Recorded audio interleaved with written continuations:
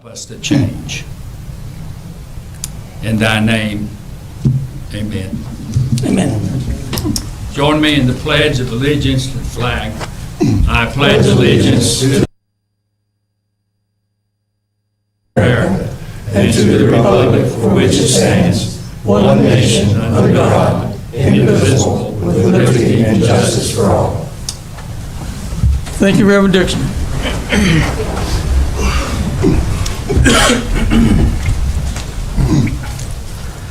At this time, I have a proclamation I would like to read recognizing the National Public Works Week.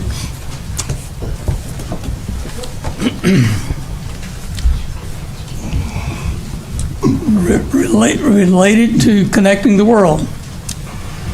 Public Works, May 21st to May 27th. Being ready and resilient. Whereas public works professionals focus on infrastructure, facilities, and services that are vital importance to the sustainability and resilient communities and to the public health, high quality of life, and well-being for the people of the city of Tullahoma, Tennessee.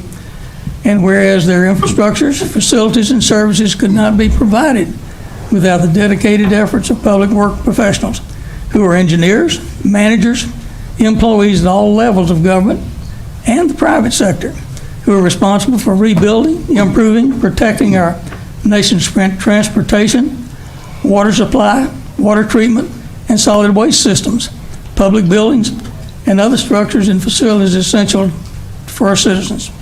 And whereas it is in the public interest of the citizens, the civic leaders, and the children in the city of Tullahoma to gain knowledge and maintain an ongoing interest and understanding in the importance of the public works and public works programs in their respective communities.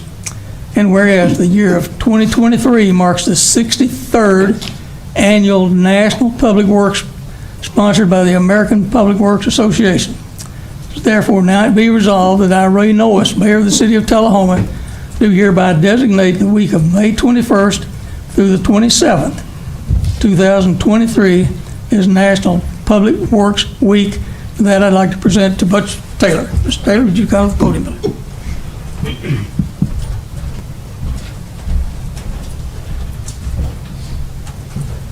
You come up, you might get a snapshot of your beautiful shirt. It's a good color.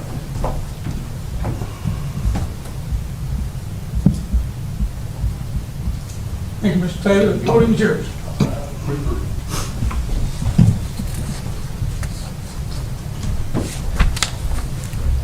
I'll keep it short. I just want to thank my staff, our employees, Public Works.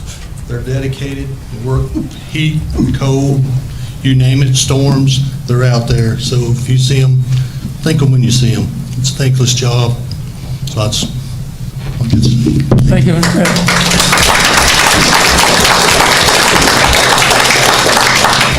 Those employees are certainly the heart of the city. Thank you.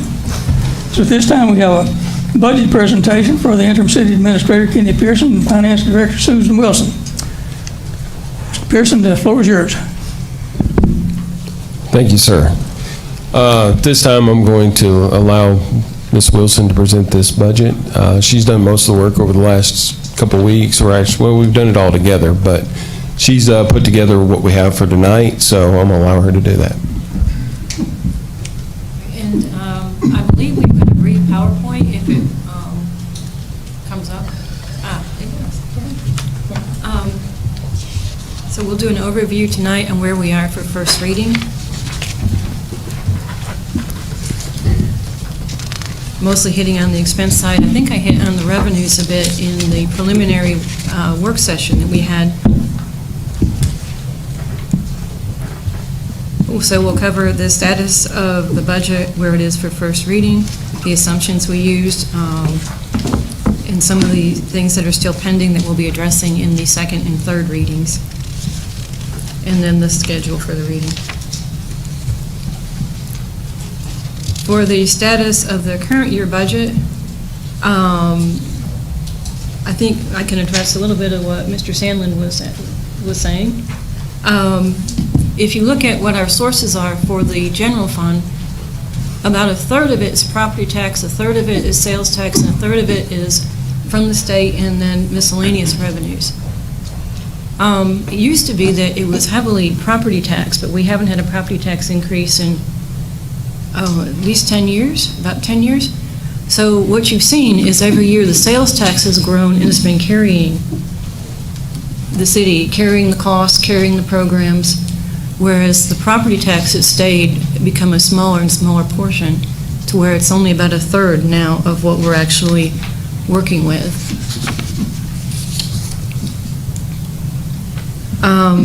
So to give you those figures, sales tax is actually up 12% above FY22, or it was when I did this. And we had, because we had several new retailers open this year, and so that has been doing really well. Whereas property tax only grows at about 2% per year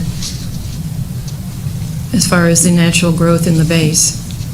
Motel tax is up 9.5%, and then our current budget uses 1.4 million in reserves, as we added 200,000 to paving, and then we added another 365,000 during the year for the Wagner Street project. So that is one-time revenues, one-time use of funds that won't be coming back. There. That's a little harder to read. So that's for property tax, 36% of the budget, 2.3% growth in base, generates about $256,000. So you can see in the general scope of when you've got an over $30 million budget, $256,000 in growth is not going to do much. The TUA tax equivalent in that category is actually down slightly, 9,000. Our property tax rate of 1.95 has us ranked 30th in the state as far as city taxation, and 1 penny generates $58,774 currently. Whereas sales tax, we're estimating for this next year, we're going to go with 8%, which should be sound. And that will generate about another $1 million, of which $570,000 will go to the Tullahoma City Schools, with $430,000 remaining to fund city operations. And it should also be noted on the school budget that the city has not increased the funding for the schools in several years also, because what we did instead is we lowered the amount going to debt service when they did put that over to operations, which left us basically at the same level of funding overall for them, though it generated a little bit more toward them. And they have also been the beneficiary of the increased sales tax heavily, and that has worked very well for both entities. MTAS estimates our state per capita will go up about $386,000. And then we should receive another $100,000 interest, which helps a little bit. In this interest rate market, our banks, we were able to talk with our banks and do a bit with our interest rates. That will help us for next year. And then we should strive to reduce our reliance on our reserves, except for using them for capital.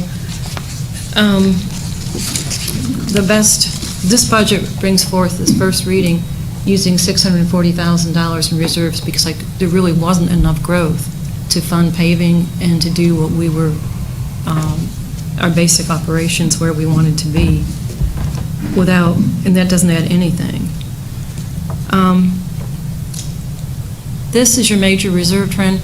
I just wanted to show you that our reserves are going down, and the school also used some of theirs for capital last year, so you're going to see both of ours where there was an upward trend for about the previous 4 years. They actually went down for this year. FY24 budget assumptions.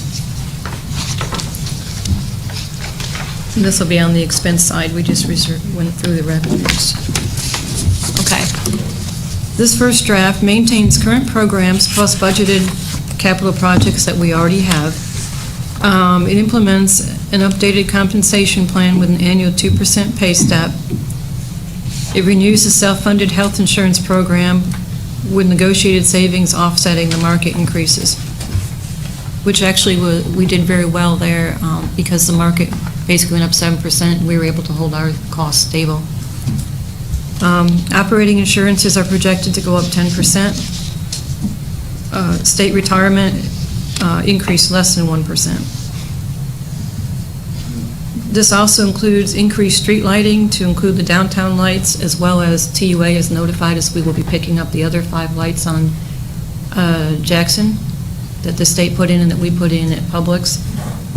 And they will be amortizing that too, which means we'll be going up from $22,000 a month to like $36,000 a month. So that was a bit of an increase.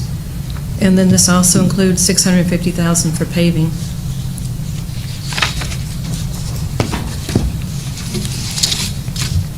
And so this gives you an idea sort of where your expenses are going. As you can see, the larger portion there, 37%, is the Tullahoma City School subsidy. Then your next largest, 13% is, see, I think that 13%, I believe, is police, 12% public works, 10% fire, and then with the other following in there. And I'm sorry I don't have a handout. I had machine malfunctions today, but it will go out as a PowerPoint and email. So you have all this. Pending budget variables. First, and I know most important to all of you, is the SRO funding. We have 3 options on SRO funding, none of which have materialized yet. One of which being the governor's funding of hopefully $75,000 per school. Once if they release information on that and do some kind of award, we'll be able to amend our budget to put that in.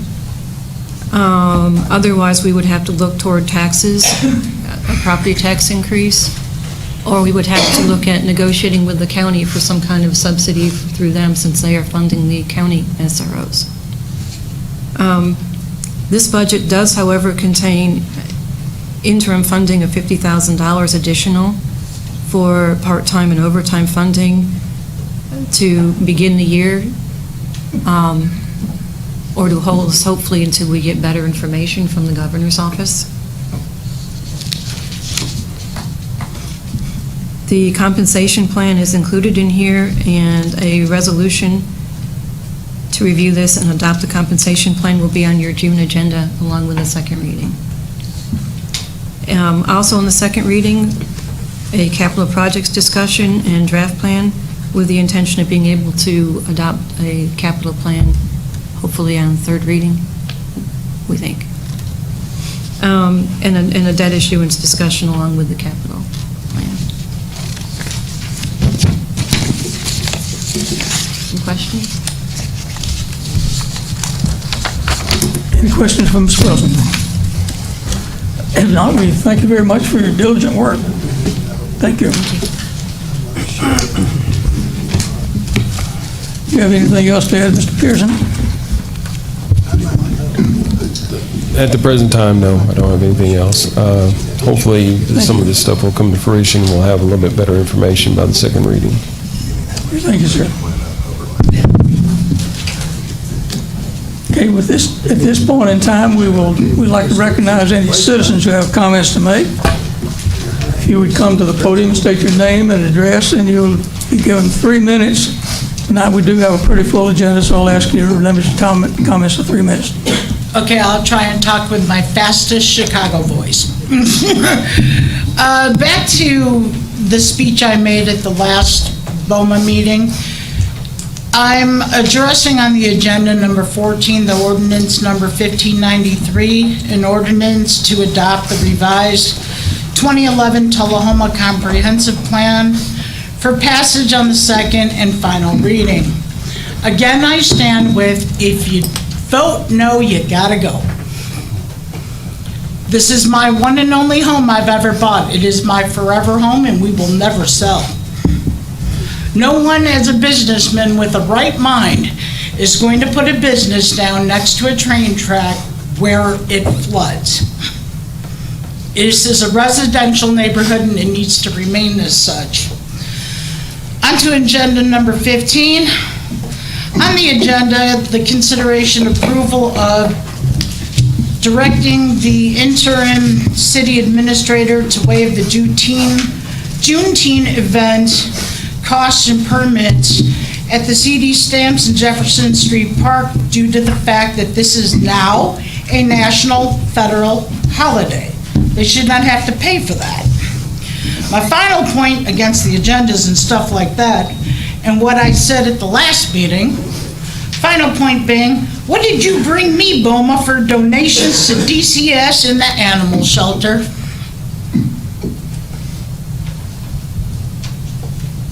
Anybody? Well, in closing, after the meeting, I need your help to place those items in the trunk of my car due to my disabilities. There are 3 bags of cans that I have cleaned up off of Deckard Street since January. You can take these cans and you can take them down to the recycling center. They will cut you a check and you can add it to the city bank account.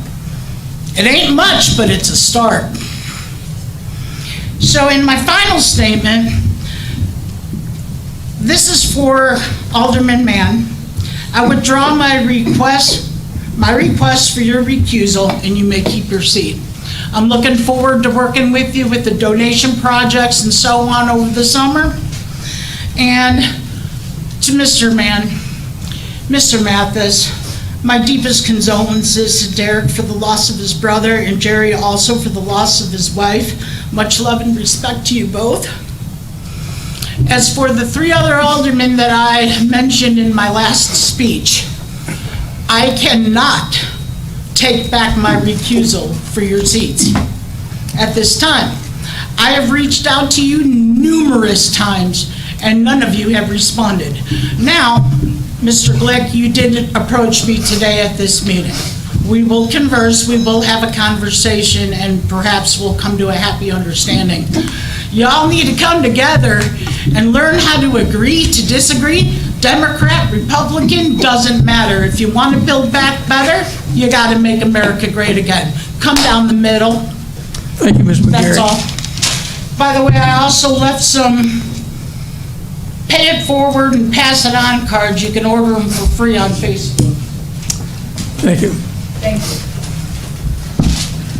Anyone else?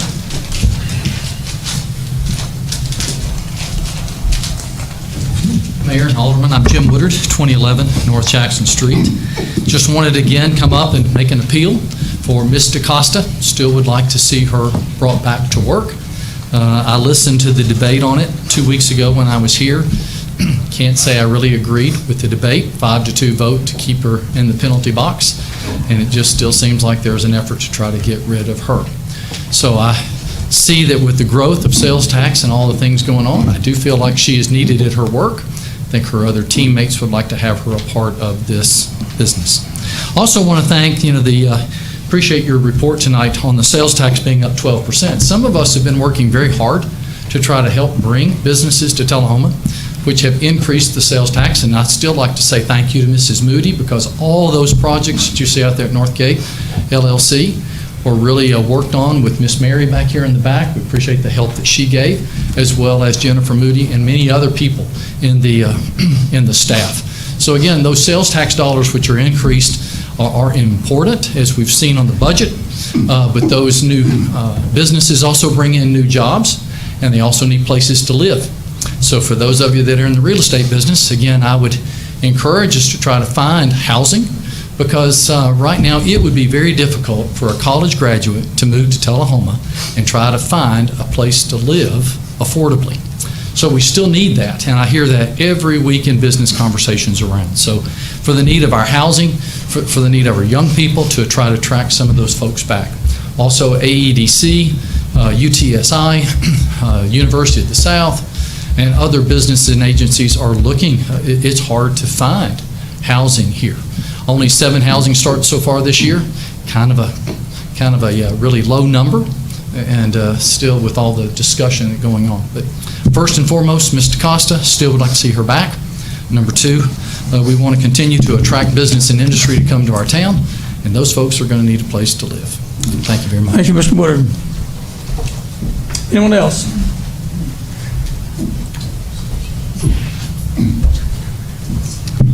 I'm Marion Galbraith, 1811 Country Club Drive, and I would like to just sort of dovetail what Mr. Woodard was talking about. I got my real estate license here in about 2016, and the first thing I heard when I walked in the door was, we need more houses, we need more houses, and it's only gotten worse with each year that's gone by.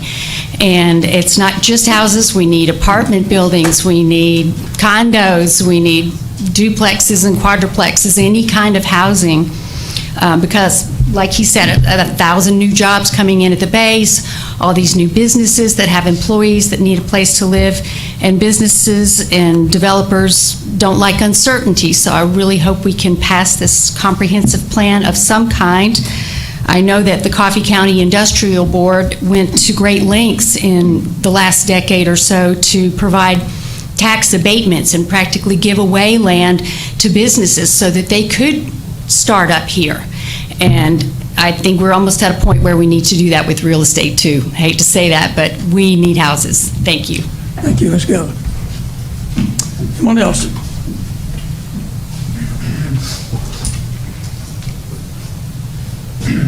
Greg Salmon, 106 Albemarle again.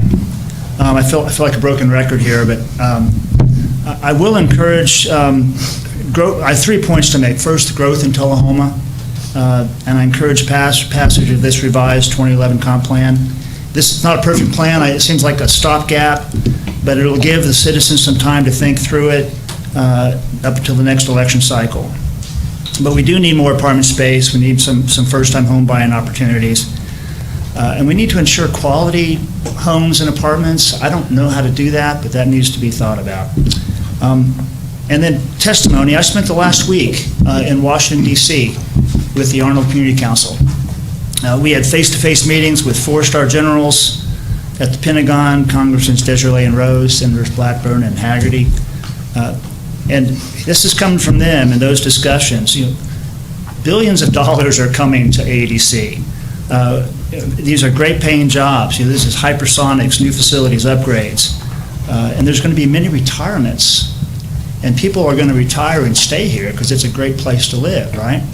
So it's not like their homes are going to become available. So we'll need to hire 1,000 engineers and craftsmen in the next few years. And I think it'd be great if some of them could rent an apartment and then dig into Tullahoma. The historical contribution of AEDC personnel to our town cannot be measured. I'm going to mention some names here. You may or may not have heard of them. But Milt Davis, Jim Nichols, his grandson is my general practitioner, by the way. Bill Comer, Frank Jackson, Martin Sellers, Temple Bowling, Ross Repka, who we just lost a few weeks ago, Jim Mitchell, foundational people. Microcraft was a spinoff of AEDC. Cubic was a spinoff of AEDC engineers who were entrepreneurial. OptiLogic also. I think it'd be really cool to bring the next generation of these types of people into Tullahoma, and they would need a place to live. And the comp plan and our future comp plans need to do that. Lastly, I mentioned about, no tax increase is good, but we should always be trying to cut taxes where we can as conservatives, as government leaders. And then my last issue I'm going to talk to is I've emailed everybody. There's a 2025 election on the books for 2 school board members and our city judge. We could save $40,000 to $60,000, but just by moving that, changing the charter and moving that to 2026. We'd save the county would save the money, and it would get more people engaged in that election because people would be paying attention more on the even year elections. That's all I have. Thank you. Thank you, Mr. Sandin. Anyone else?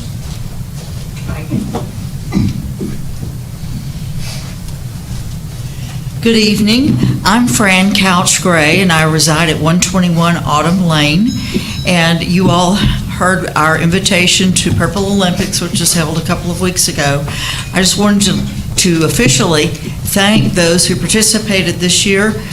Once again, several of our Tullahoma firefighters came to provide first aid if needed. I thank you, Alderman Berry, for attending. I think you enjoyed it. I hope you did. And I want you to know that I called her, and Costa Bryce came and volunteered with us. She had never been asked before, and she thoroughly enjoyed herself. She was so pleasant, and several people were very happy to see her. They miss her, and I find her still a person of great integrity and cheer and positivity, and I just want to reiterate what Mr. Woodard said. We need her back. I think she adds more than just work to this city. So please, please consider bringing her back. Thank you. Thank you, Ms. Gray. Anyone else?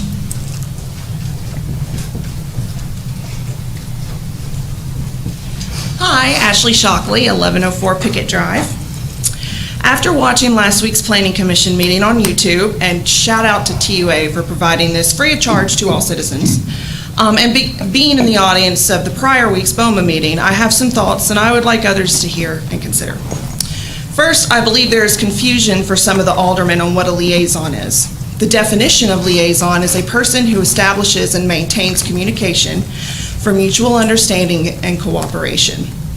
For example, the liaison for the board I serve on is supposed to come each meeting and report back to the BOMA on what was discussed. They are also there to answer any questions we may have regarding the Board of Aldermen and Mayor. Based on the full-out temper tantrum many citizens witnessed at last week's Planning Commission meeting, which is still available on YouTube, by the way, it seems there is confusion on the difference between liaison and an actual board member of said board. I hope this clears up that confusion. Speaking of last week's Planning Commission meeting, I have a question for you, Mayor, and you don't have to answer this right now. You're welcome to email, call, whatever. What happens when a board member throws such a tantrum because people didn't vote their way, claims that the other aldermen don't like them because they don't do what they say, and then storms off telling citizens to sue our city? It appears that lawsuits are a love language of this alderman. Moving on. Item number 19 on the agenda this evening. I've watched our city attorney, who has graduated law school, passed the bar, and has been practicing law for decades, repeatedly share that we cannot change a state law. So why is this on the agenda when we have so many other desperate needs for our city? We are wasting time on this when we have children walking on busy, dangerous roads to get to and from school. That includes my children. Parents not finding childcare so they can work to put food on the table. Playground equipment in desperate need of replacement, and the list just goes on and on. I'll be honest, it appears that this is all for a select few, if not one, to get their way after being told they can't change the law. Last but not least, at the last BOMA meeting, citizens, including myself, watched in horror as this board became their own judge and jury. It was more than obvious that the questions asked to one another were rehearsed prior to the meeting, which is awfully insulting to us citizens watching. Citizens are begging for the board to bring HR Director Costa Bryce back, yet instead this request was ignored again, so this dog and pony show could be performed. I'll end with a quote. A man who is his own lawyer has a fool for a client. Thanks. Thank you, Ms. Shockley. Is there anyone else?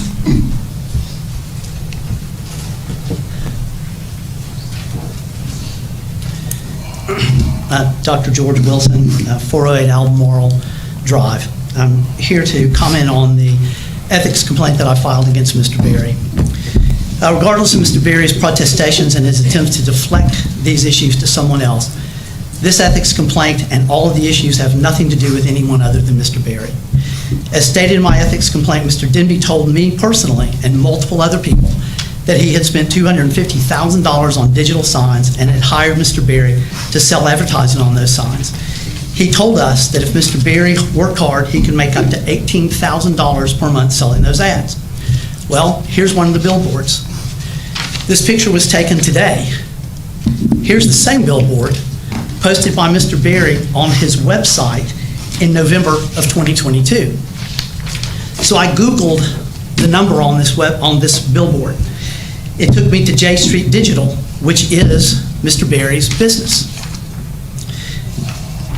I Googled, amazingly, according to the title, according to the Division of Business Services, Department of State, this business was dissolved in August of 2022. However, if you Google it, it still comes up as an active business.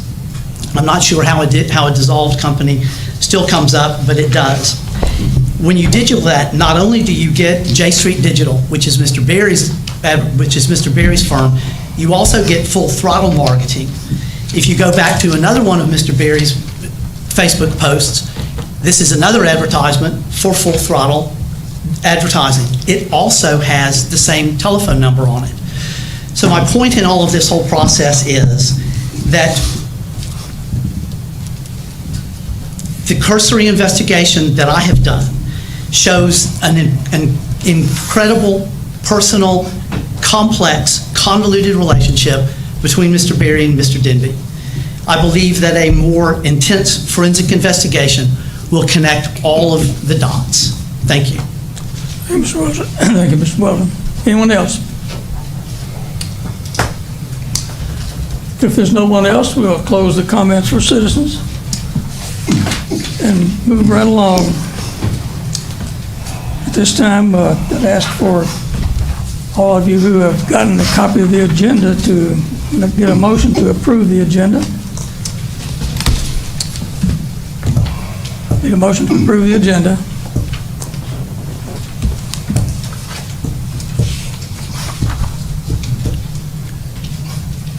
Got a motion from Barry and seconded by Mathis. Excuse me. Okay, with that, let's for any discussion. Alderman Barry. I'd like to make an amendment.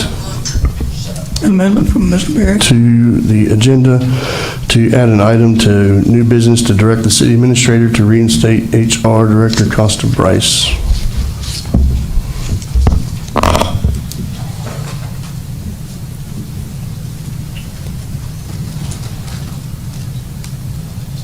That'll be item 20 on the new agenda. No, it will not.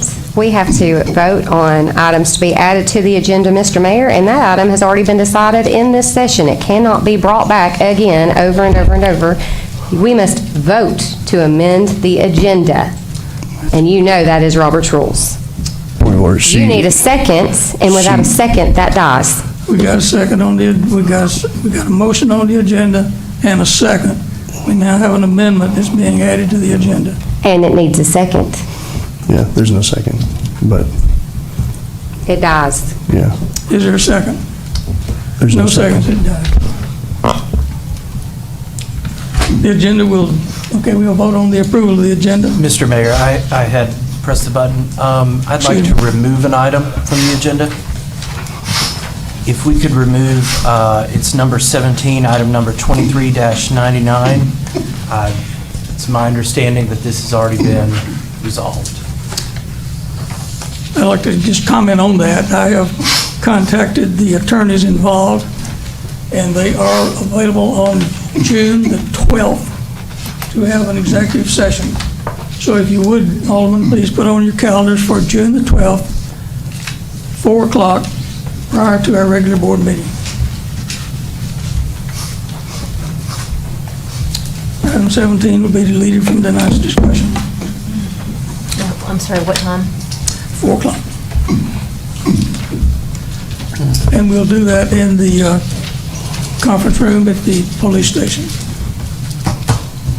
where we had met before. Okay? Okay, is there any other changes to the agenda? If there's no other discussion on the agenda, I ask you to vote to approve.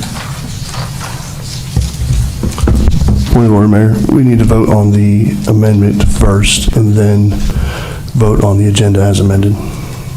We'll vote on the agenda to remove item 17 from the agenda. Are we ready to vote?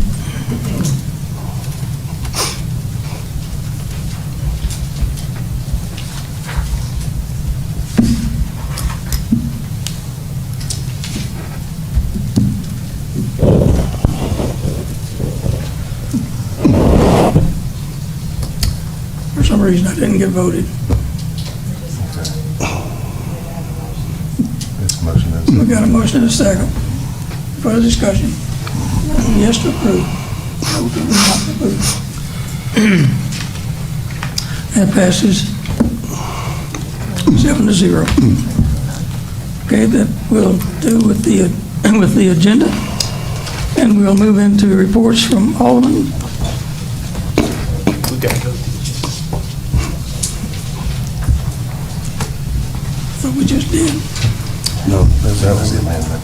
Okay, we've got a motion and a second, and we're ready to vote on approving the agenda.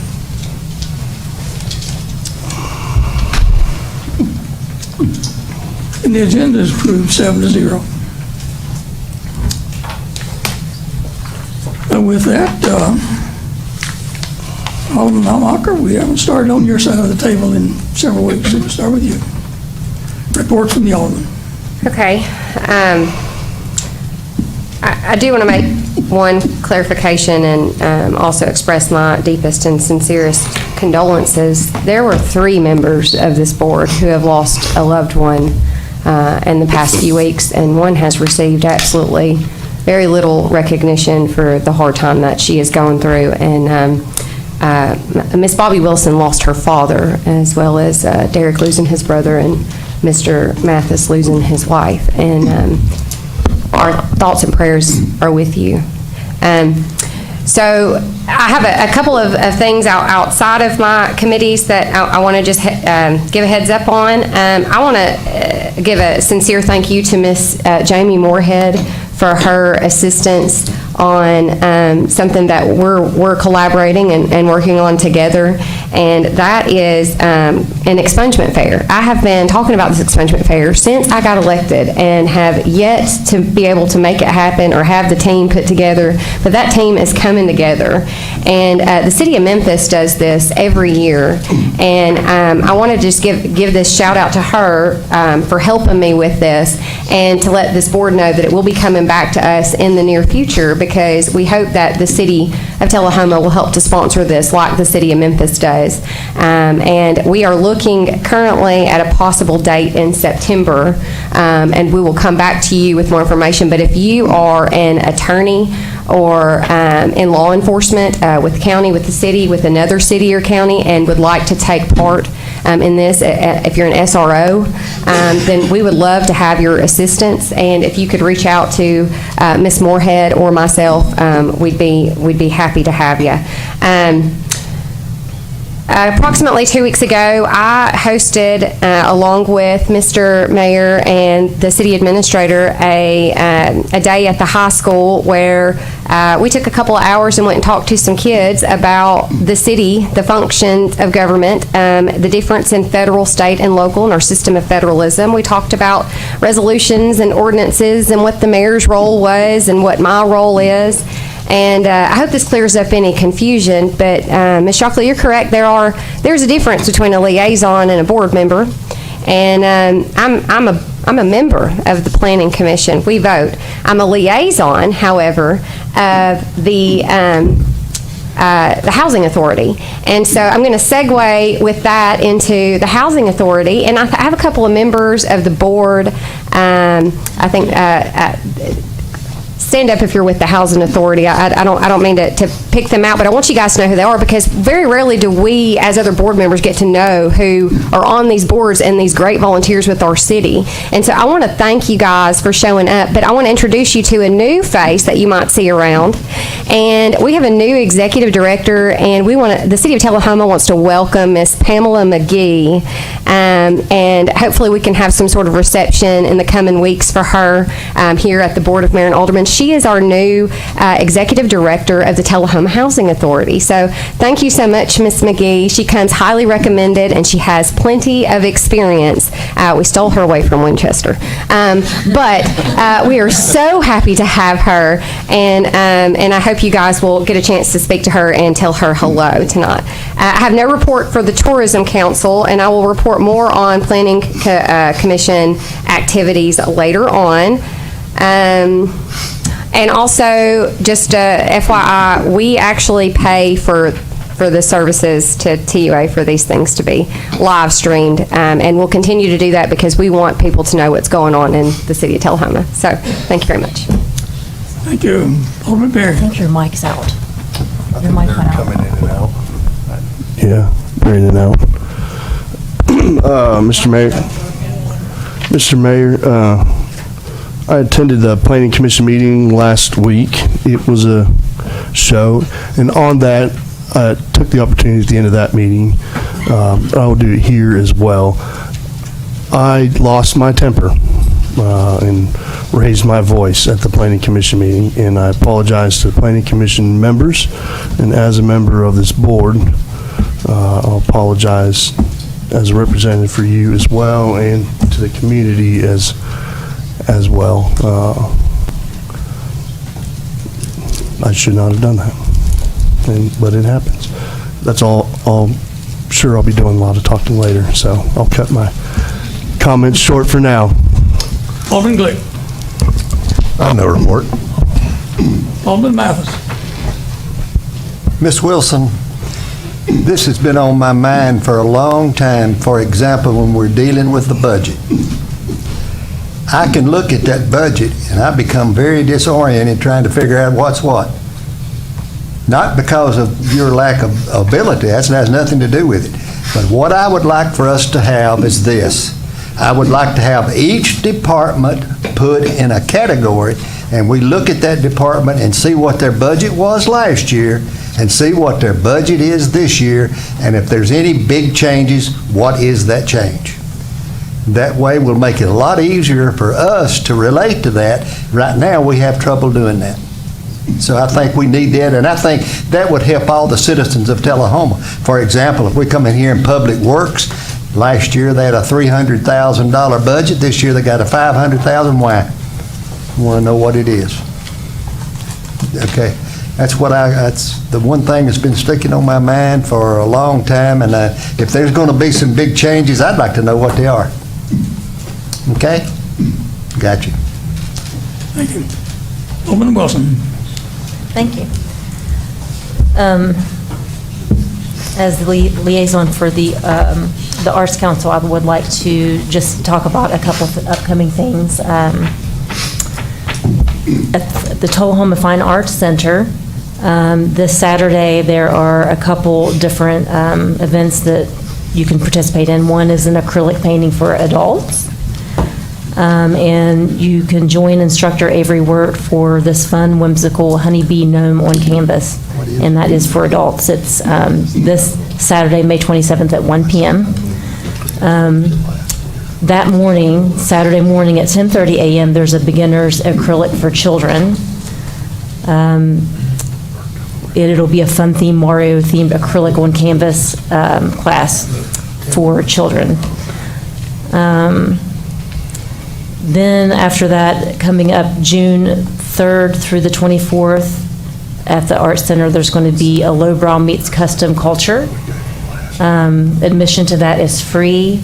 The opening reception will be on June 3rd from 6 to 8 p.m. With lots of special guests and lots of art during that month. I said if there's a big change. For our South Jackson Performing Arts Center, there are some things coming up, exciting things. Saturday, June 3rd at 7 p.m. there'll be a Gatsby Gala, in which you can step back in time to the Roaring '20s with a casino night of great food, drinks, music, and fun. And that starts at 7 p.m. And then on Tuesday, June 6th, at 7 p.m. there'll be an international folk festival, which they will have performers from around the world performing traditional music and dances from their countries. So I hope that everybody can come out and support our local Arts Council. Thank you. Thank you. Alderman Mann. Thank you, Mr. Mayor. First off, I want to just thank everyone on this board and so many from the city that reached out to me and my family during this difficult time, and just say thank you. That meant so much to all of us. A couple weeks ago, I attended our budget meetings with city staff. I want to commend all of our department heads for the excellent jobs they did with their presentations. Also, a special shout out to Sue Wilson and Kenny Pearson for putting everything together. They did a great job with that. These meetings were televised, and if anyone hasn't had the chance and would like to see how your tax dollars work and what it's going for, and just understanding our budget process, it's definitely worth a watch. Also this evening, I want to announce that after a citizen, Ms. McGrady, came forward last week, we talked a bit, and we came up with an idea to do some good at these meetings with something I think we can all agree on. I've purchased 50 kids' backpacks, and at each meeting starting in June, I'll have a collection box outside for school supplies. And since we really can draw a crowd these days, I'd like to challenge and ask anyone who attends, you don't have to, but if you could, bring a box of crayons, some spiral notebooks, glue, scissors, all those things, and donate to help us fill these backpacks by August 7th. There'll be a sign out there starting the next meeting with a list of the needed supplies, and I will see about getting that list shared on social media if someone would post that for me. That's all I have. Thank y'all. Great idea, thinking outside the box a little bit there. Congratulations to you two for working on that. Alderman Laumacher mentioned the fact that we participated along with Mr. Pearson with at the high school last week and talking about our respective roles in city government. Alderman Laumacher did a great job as presenting a civics lesson to those high school kids. I got to talk a little bit about what the mayor does, but she did a good job in covering a broad scope of things. Thank you for doing that, Mr. Laumacher. And of course, the budget hearings, as everyone has mentioned, I've tried to attend all of them. And the department heads who presented those, you did a great job in presenting your case for why you need money, what you're planning to do with it. The Planning Commission meeting last week was attended that as well. And also with TUA, I'm on the board with TUA. And one thing the TUA does is provide water. And at the last board meeting, was voted to make an increase for the first time in over a dozen years for the water that you drink. They're raising the water rate by 18 cents per 1,000 gallons. How many gallons do you use in your household? A normal household uses around 4,000 to 5,000 gallons of water a month. So you could see in July about a $1 increase in your water rate, but we have great water in the city, so we're thankful for that. And with that concludes my, one other thing I almost forgot, and that is on Friday, May the 26th, we'll have a Memorial Day service at 11 o'clock down at History Park. That's at the Caboose Park, or the Veterans Memorial Park, however it's called, but please be in attendance at that if you can. It's a great way to remember our veterans with that on May the 26th, 11 a.m. That's all I've got. So with that, we'll move on to a report from our visiting city attorney, Mr. Mike Griffith. Do you have anything to report tonight? Your Honor, I have no report except to say Mr. Worsham's apparently enjoying himself in Florida. So. Well, we hope he comes back in feeling well. City Administrator, Mr. Kenny Pearson. As usual, this is working. Okay. As usual, we're very busy around thing. I was off all last week on a vacation that I had planned about 4 months ago, for my graduation. So I did go ahead and attend that, even though we're in the middle of budget season. I said this could be the worst time for me to leave, be in the middle of budget season. But I was able to go because I have such a great staff. Sue Wilson stepped in as acting city administrator for the week. She did a great job. She also did her regular job, which was trying to put this budget together. The reason why I did allow her to do the budget presentation tonight is she pretty much put all the presentation together herself. We went over it this morning when I got back. We talked a little bit about what she did add, what she didn't add, what we had talked about before I left. So we were able to present something that we both agreed on at that point. I'd also like to take a big shout out for Parks and Recreation. They opened the pool on time. Everything's going great. Crowds are a little low right now. Temperature in the water is about 70 degrees right now, so a little cool getting in. But other than that, also a big shout out to Parks and Recreation again. They had a 7U and 8U 7 baseball tournament this weekend. Had probably about 600 to 800 people enjoying our city. Had a lot of compliments on our parks, a lot of compliments about, and a lot of things they want to try to start booking some more within our city. So that's a great job by our Parks and Recreation Department. I also like to give a big shout out to Jordan for working on this agenda, getting it prepared and getting everything together, trying to get through all that stuff. He also did put a new speaker system in, which we had a little bit of technical difficulty earlier. It was on TOA's end from what I understand. But I hope you all can hear us a lot better. So it should be a lot better. So now we have smaller speakers, which also audio, the big speakers are not working anymore, so the little smaller speakers are up in the ceiling.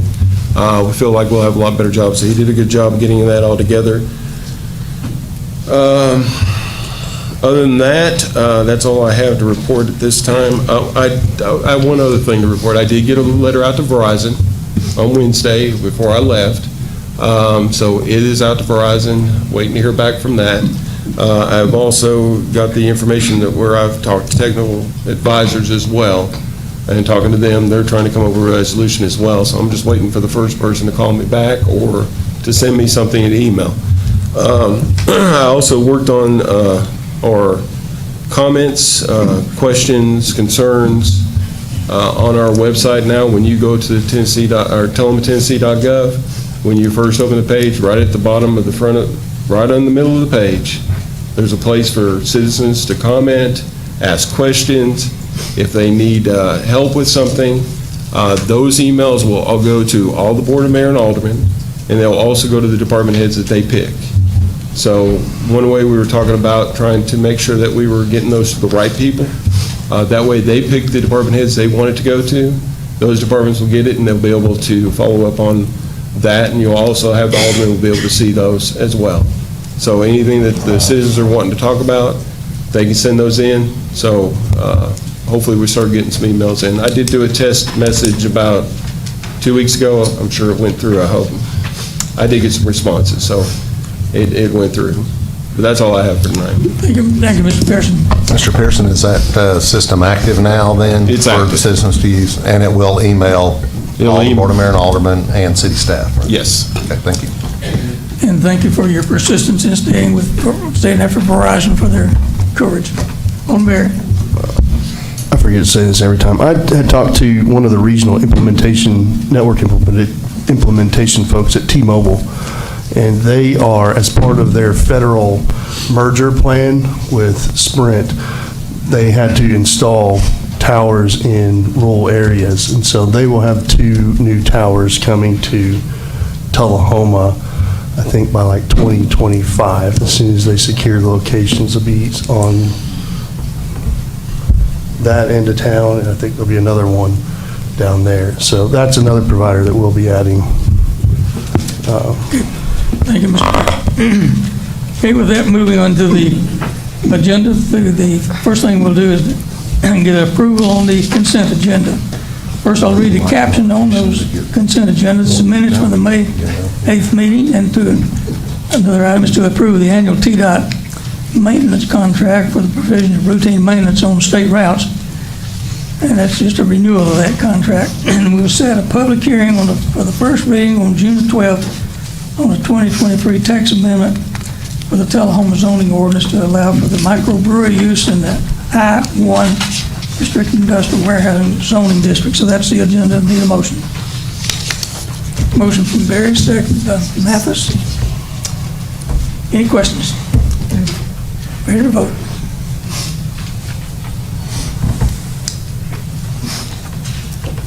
Consent agenda is approved 7-1. Moving into unfinished business. Ordinance number 1593, an ordinance to adopt the revised 2011 Tullahoma Comprehensive Plan on passage of second and final reading. Motion from Barry, seconded by Mann. Any questions on that? Ready to vote?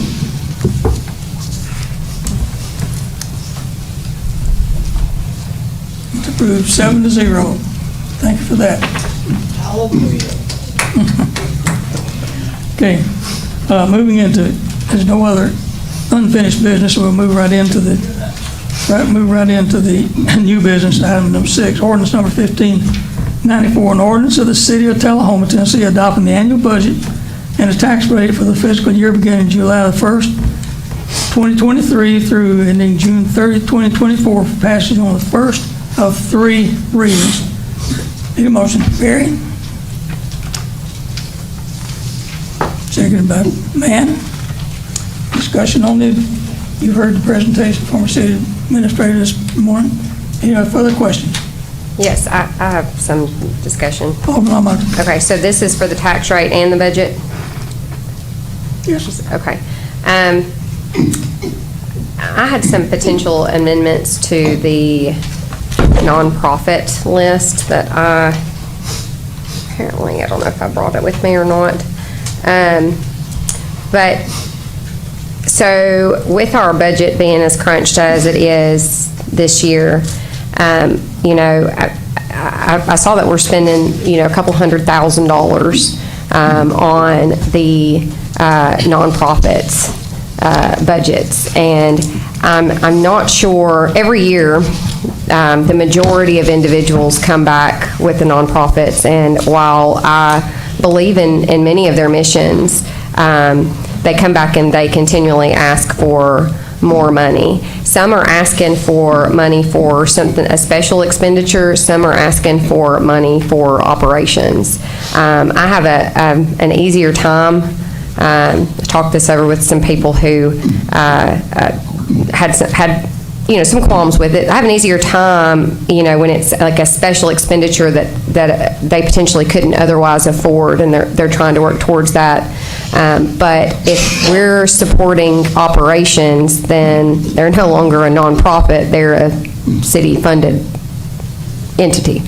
And I don't know what you guys have to, you know, what you think about that as far as this budget. I mean, we are adding over $1 million worth of SROs. Mr. Greg Sandlin, as a point, I would love to be able to reduce taxes, but I don't see that happening in this budget year with the expenditures and the budgets that were presented to us. In fact, I see potentially a shortfall and having to get into more of our reserves.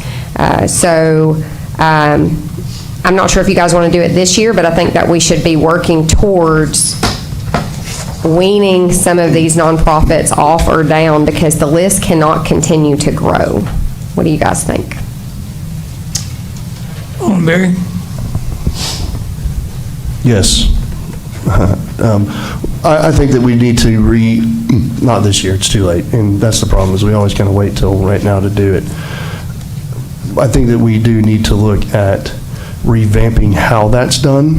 I spent some time, I guess, a year and a half, maybe 2 years ago, and sat on the United Way's board, or not board, but their panel for how they distribute the nonprofit funds that they do. And there's a great system, example of a system there on, instead of, you know, it's a score points, a score-based system. We have X amount of dollars. This is what we're going to give. Too much to go into now, but I don't know about this year. Maybe we'll see. This has always been a sticking point for me, but I do hope that this board will immediately after the budget, let's look at revamping that project, or how that's done, so that next year we have enough time for people to go through the process and we can award money that way. Separately, you know, we do have the nonprofits, and then we also have the tourism, the ones that come out of the tourism account. That's different, right? So the nonprofit money, that comes out of our budget. That's our, not our budget, but that's our city money. the tourism dollars, those come from the hotel motel tax. And that, the state would like for us to spend that, reinvest that back into tourism marketing, and they're trying to figure out a way to force that. I almost wish they would, because I do think that that should go back into marketing, right? But I would also like to look at how we do that, and look at some great models from other cities out there where kind of the same score-based system. It's for specific projects. I'd love to see us take some of that tourism money and give it to Parks and Rec, right? And do here's a scholarship, or not a scholarship, a grant type thing where people can apply, Play Local, and some of these other organizations that want to hold tournaments here, they can apply for this grant to get their field fees covered. In exchange, they do some things for us, like they'll do a smart schedule where every team that plays throughout the part of the tournament, if it's you have to have at least one game to game where there's an hour and a half break in between throughout that way you're going to go out into Tullahoma and you're going to eat, you're going to shop, you're going to go get those things. And then also, weight it towards 1 day versus 2 days. So those are things. I did notice in here that our tourism, and I didn't notice it till now, our tourism department's budget has gone down. I'd love to see more money invested into our tourism itself, and I know that's part of, I think, TAEDC now, but I'd love to see us start marketing. Coffee County is first in our 13-county region, and that includes Moore County, that includes Maury County, which is Columbia, and we don't have a single paid tourism venue here. And we're like in the top 20s in the state in tourism revenue. And the amount of money that it brings into Tullahoma is incredible. So that's where I'd love to see more money come from. I don't know if we do that this year, but. Okay, we have a motion on the ordinance to approve the city budget on the first reading. Ready to vote?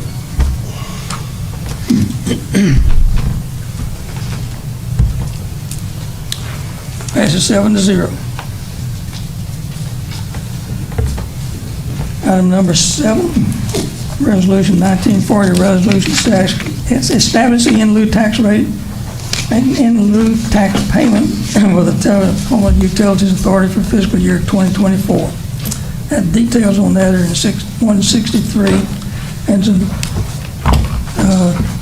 need a motion.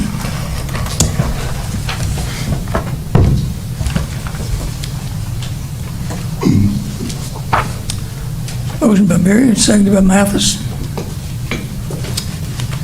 Any discussion on the in lieu tax? Ready to vote?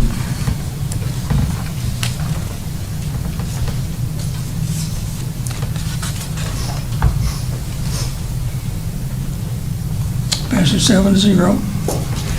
Item number 23-90, consider the approval of a bid award for the Hart and Family Partners in the amount of $1 for the improved right-of-way on William Northern Boulevard, and they authorize the city attorney to prepare all necessary documents to support the sale of the city-owned property.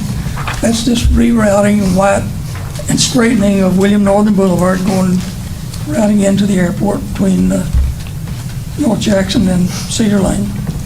Need a motion. Get a motion on the floor. Motion by Berry, seconded by Mann. Alderman Almacher, you recognized. I know this was mentioned to us at the last meeting, but I guess I didn't realize. So this is a, sale of surplus property that just all of a sudden came to fruition because somebody wants to build a hotel. Is it something that is necessary to the project that we sell this surplus this property, and are we surplusing this to help them build their hotel? If so, then I'm not sure we can do that, because it seems like the project has already been through the the planning commission, I know I was actually at a meeting on a Wednesday morning when they were talking about it, and so it's already kind of in those phases, and so if we're selling city-owned property in order to make somebody's business, deal go through, I just, that doesn't feel right to me. So I just want to know if this was something that was city surplus and something that was planned before that, or if this came about because of that. Can anybody give me any insight on that? Alderman Berry, you recognize. So this board voted unanimously it's here in the first line of to surplus that property. And we did that on March 23rd at the regular meeting so that we could do bids solicited from adjoining property owners, which is normal process. So it was this board that surplus the property just recently. I don't know anything about a hotel going there. I didn't read that in our documents anywhere. Yes, so background on that. It was prior to March 23rd whenever I was at the Wednesday morning meeting, and they were bringing that forward. They had plans drawn and engineered plans. And so I know that there have been meetings with some individuals involved in that project and our city attorney, and I didn't realize that we were surplusing property for that development to take place. Let me speak to that. So I was involved with that from early on when the primary thing here is we're rerouting William Northern Boulevard. We're moving moving it essentially to the right and taking some of the curve out. It's a win-win situation. When we do that, it allows some of the property that is left over there to go to they can sell to the hotel. Yes, it will be a win-win, allowing the Hartmans to make that block available to the hotel, but they're giving us property also to widen the boulevard, to widen the street. So it's a win-win. So we're trading out. Essentially trading out. And we're doing it for the sole purpose for that development to take place. Yet we couldn't grant a church a variance. Actually, no, this straightening of William Northern Boulevard has been on the books before we ever heard about a hotel. I'm just really uncomfortable with this. I wish that all that information was given to us in the beginning as to why we were surplusing this property back in March, and now I'm putting 2 and 2 together about this hotel, and that I think that it's those kinds of things that make the public distrust us. And when we surplus property, who we surplus it to, and for what reason we're surplusing it. Because we just all of a sudden decided to surplus property at the exact time that somebody needed it to build a hotel. It just doesn't seem appropriate. And we're surfacing the property to straighten William Northern Boulevard. Yes, I understand that's the reason y'all came up with. It's been a very transparent process in getting that done. It's been for this board and the planning commission for a long time. Alderman Berry. I'm going to have to vote no. Yeah, this has been going on for probably a year and a half to 2 years. We've been working on not the Harton, but what's the name of that road? William Northern. On straightening that out. We started this a while ago, and it has always been very clear from the beginning, and it has been in our board packets, like this first line that's in here, it was kind of a land swap. We can't straighten out William Northern if they don't give us that property. And if they give us that property, then they can't do anything with that little piece of land that they've got there because of setbacks and other things. And so it was that's from the very start. It was presented that way. It was presented that way in the Planning Commission. It was presented that way to this board. And you can go back and look at all the board packets, and that information is in there. Bothers me a little bit to insinuate that members of this, I mean, that would be everybody that voted on this, members of this board are trying to help the Harton family make You just said you didn't know about the hotel. Alderman Longmarker, you recognize. Yeah, I'm going to make a motion to postpone. I'm going to need to get some more information about this and how it was prompted. I'm uncomfortable with it at this point. You just said you didn't know about the hotel. I knew about the land. And I don't think that we're in a financial position to be straightening any roads. We need to be fixing the roads that we have.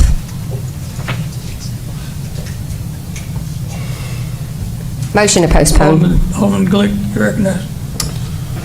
I just wanted to say that I know on this item on straightening this road that the city has been talking about this for 10 years or more. I mean, I remember back when I worked at the city, they always called that the tuning fork there, and they'd always talk about fixing the tuning fork or straightening the road out. So I know that it was an item that was desirous to the city to do that at some point. I don't know how it evolved, but I know that it didn't just pop out of the blue. As far as I know, that we've been talking about this for a long time.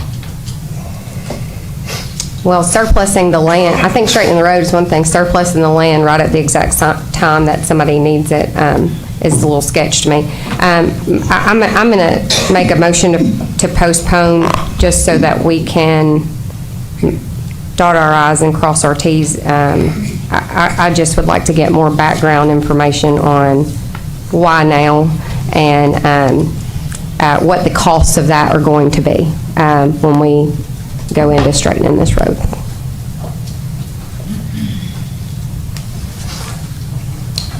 Motion dies for lack of a second. Going back to the original motion. Consider the approval of the bid award for the Harton family, amount of $1. Ready to vote?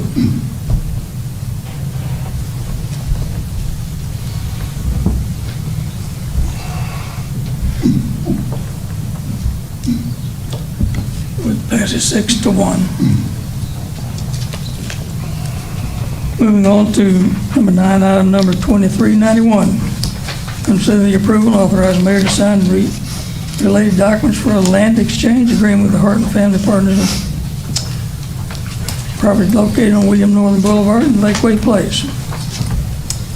This is the corollary motion to the last one, which is part of the swap. Need a motion. Motion. Barry, second by Mann. Discussion. Yes, that discussion. It's not working. This says that the Harton Family Partners was the only eligible bidder because there seemed to be no adjoining property owners and therefore no one else was eligible to bid. I thought that it goes out to the property owners that are adjoining first, and then it's open to the public if none of them bid. Is that not true? No. The only one eligible to bid on is adjoining property owner.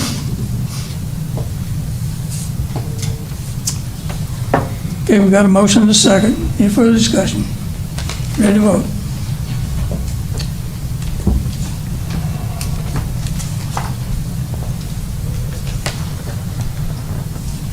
And that passes 6-1.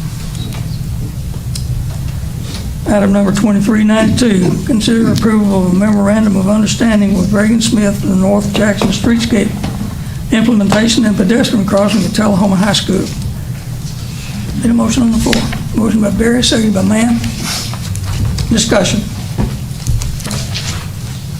Everyone's aware that we contracted Reagan Smith to do the streetscape plan for North Jackson, but we're restricting their activity to first develop crosswalk high school.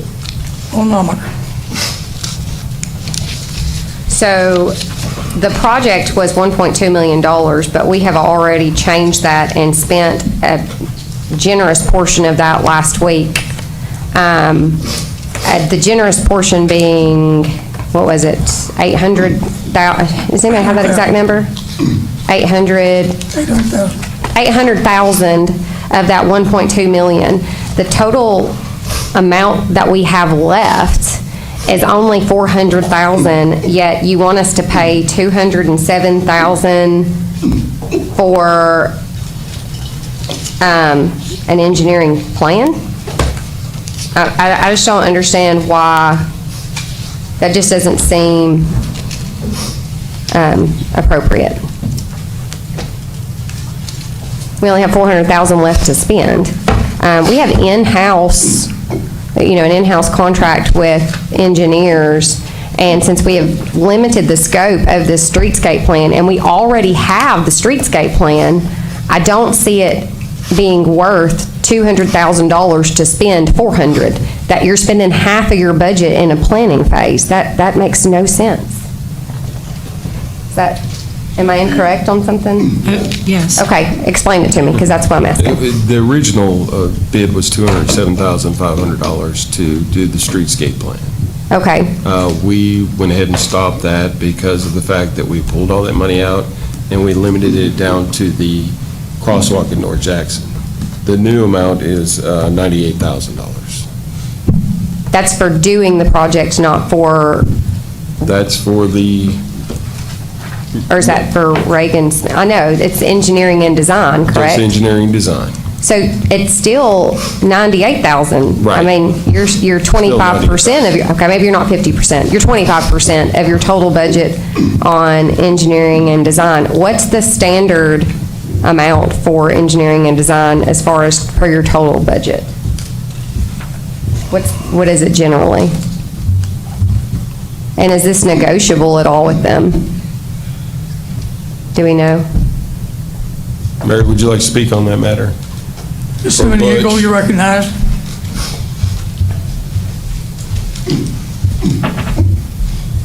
Hi, Mary Semeniego, Planning Director. Yes, engineering services for this type of project are usually 20 to 25%. I contacted Reagan Smith and told them that the scope of the project was severely limited, and so there was only $400,000 left in the pot to pay for this project, and that it's the board's and the city's interest to actually, with that money, get something built. And the priority was the crosswalk. So based on the scope of work for them to do the surveying, engineering, utility location, get all the permitting through TDOT, that is the $98,000 price for them per the amended contract. And then the actual cost of the either the hawk light or the traffic light will be limited to $312,000. And typically those types of lights are at least $250,000 a piece. Okay, thank you, Mr. Semeniego. I appreciate it. I have a question. Yes, sir. Are they providing any bid services with this, or is it only the design services? I believe that the scope of the work is included on page 182. Yeah. Final sidewalk and driveway access location, final design, final crosswalk, ADA ramp, so they're doing the whole design for the project. So can we do an RFP for contractors to potentially submit designs for this, since you said that the lot itself is going to cost $250,000? I mean, that's only $150,000 left to do the entire project. I don't see us being able to spend 98 of the 150. Your installation and the rest of the project is going to cost way more than $70,000. This just doesn't, our budgeting seems way off here. Can we do an RFP? I mean, I guess is my question, wouldn't it be wiser to potentially put this out to bid, have contractors bring us potential bids based on the streetscape plan with the current plan that we have, and say, what will this cost to implement for you to do this? I think that we've already got the plan. Well, if I may, we have a general plan, but we don't have the actual construction plans for the project. So that's what Reagan Smith will be doing, is doing the survey work, utility location, and actual creating the civil plans. And then you go out for bid for the actual construction of the light and the installation. So Reagan Smith, through this amended agreement, which we're already under contract with Reagan Smith, this is a memorandum of understanding for revising that contract, for them to give us the civil plans, basically. Thank you, Mr. Semeniego. I appreciate your input. Thank you. Okay, we have a motion and a second, and we have the discussion. Ready to vote?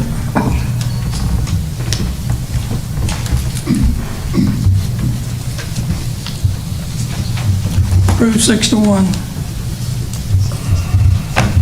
Item number 2393 is to consider the approval of a 2-year agreement with REA Services LLC in the amount of $7,852 to annually service the 3 boilers and the AAON units that control the temperature in the air, humidity in the indoor pool area. Need a motion. Motion by Barry, second by Glick.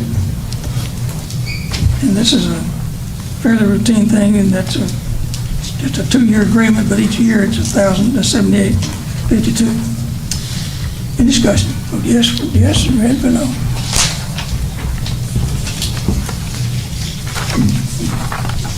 Passes 7-0.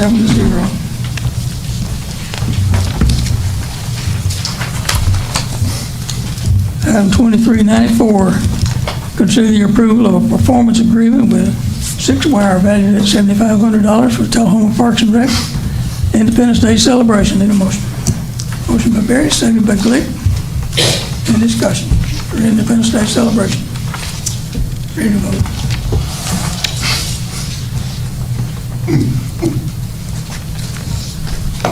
Passes 7-0.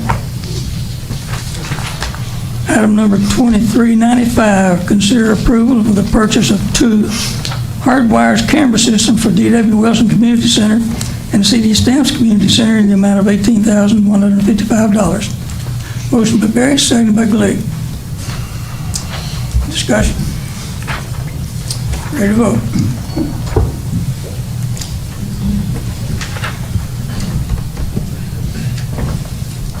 Passes 7-0. Item number 2396, consider the approval to authorize the mayor to sign related documents for a barter agreement with the city of Tullahoma and the city of Manchester to purchase a K9, quote, Storm, and to exchange patrol vehicles in the amount of $7,000. Details of that are interesting. They're on page 205. Need a motion. Motion from Barry, seconded by Mann.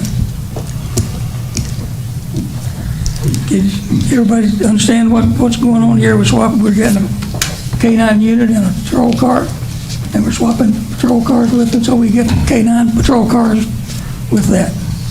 I'm ready to vote. Alderman Glick. Right. Yeah, I just had questions about this item. I'm not necessarily against it, but I just don't understand. We have already hired, in reading the document, it looks like we've already hired the police officer that runs the canine dog, or that handles the dog handler or whatever. We've already hired him. But now, so it kind of looks like we got it backwards here. Where shouldn't we buy the dog first, then hire the handler? No, so, if somebody could explain maybe this process to me, I'd feel a little better about it. I'd like to call up Chief Williams to explain all that.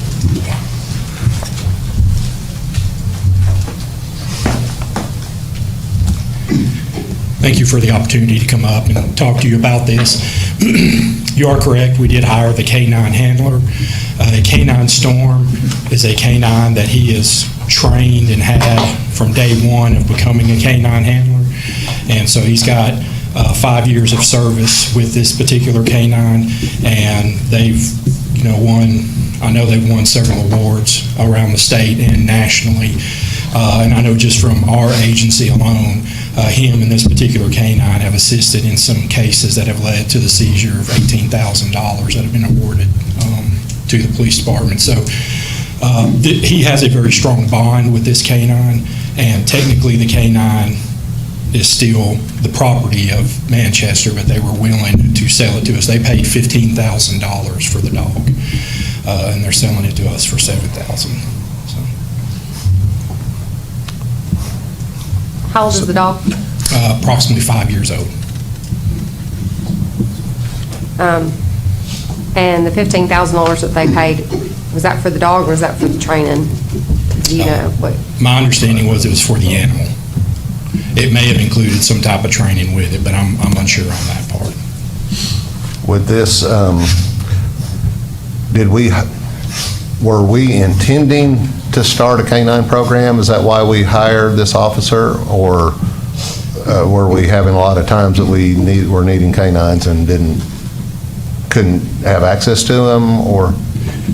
Yes, sir. To answer both those questions, starting a canine program was something that we were looking at getting set up within the agency.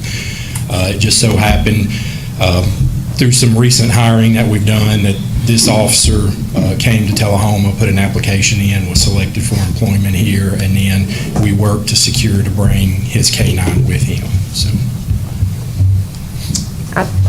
Okay, hold on, Mark. I'm not opposed to the canine or starting a canine program. I just have a hard time paying $7,000 for something that we're going to have to feed and vet bills, and it could die tomorrow. And considering that we, we have all these new programs like SROs that we've started this year, I don't know that right now is the time to do that. Now, if somebody was wanting to give us a canine dog, that might be a different story. But I can't justify starting a canine program, getting a vehicle that, I understand that we're doing a swap out of vehicles, but we don't know the mechanics or if they've had any problems out of this vehicle. We don't know this dog, its health. We don't know, what the costs of this going forward are going to be. And I'm glad that we have somebody that's canine certified. But I also think this would be a good opportunity to look for some grants and potentially, if we're going to start a canine program, let's do it through a grant, or potentially even, have you thought about purchasing this through your drug fund money? Is that something that you can do with that money? Yes, and that's where the money would be coming from. Okay. This is specifically for the drug fund, yes, from the drug fund? Yes, ma'am. And the care of the animal will be coming from the drug fund as well. Well, I was not a proponent, but I didn't realize it was coming from the drug fund. I think that's an appropriate expense. Well, Barry, you're recognized. More of a comment. This is awesome. I can't wait to meet Storm.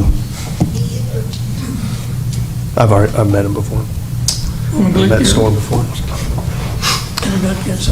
Yeah, the only thing that I'd have to say is I think it's a great program. I'm happy we're able to add that. In the future, though, I think if we're going to be adding a program that has the potential to affect the city budget, I think it'd be a good idea to have approval of the board, or at least bring it to the board first to approve the program before adding the program. And, we kind of backed into it, and which is fine. It's a good program. I'm glad we're starting it, but it just seems we had the cart before the horse there. But thank you, Chief Williams. Thank you. Thank you. Ready to vote.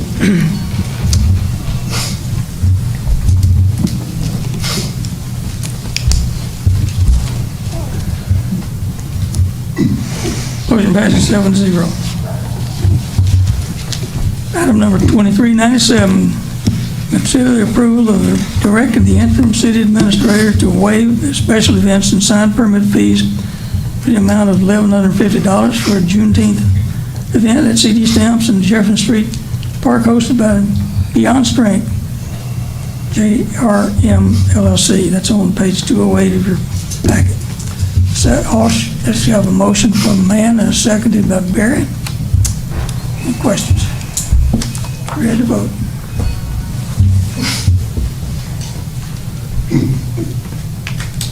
Passes 7-0.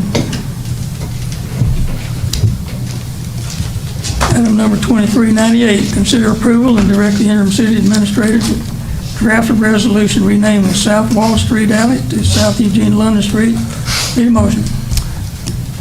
Motion from Barry, seconded by Mann.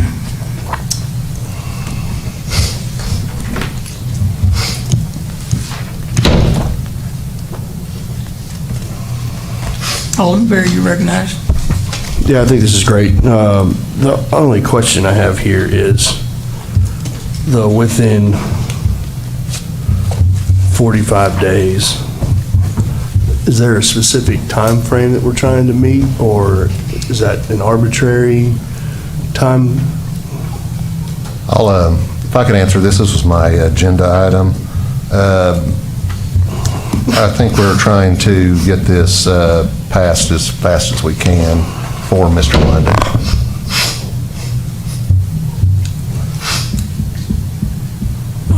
Unfortunately, Mr. Youngman is not in the best of health, and he certainly deserving. So we'll be, if this passes, we'll get a resolution. I have just a question on this. I wrote this up and I said South Eugene London Street. I don't know, after I'm looking at that, it would be necessary to call it South Eugene London Street. It might just be called Eugene London Street because there is no North Eugene London Street. It would be Wall Street would change into Eugene London Street. I think South would be extra in there, so I would like to amend the item to just change the street to Eugene London Street. I'll second that.